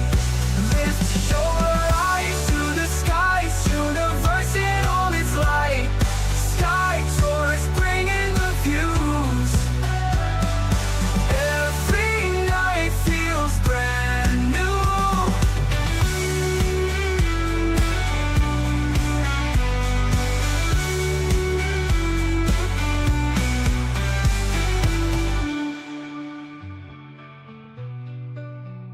Lift your eyes to the skies, universe in all its light. SkyTour is bringing the view.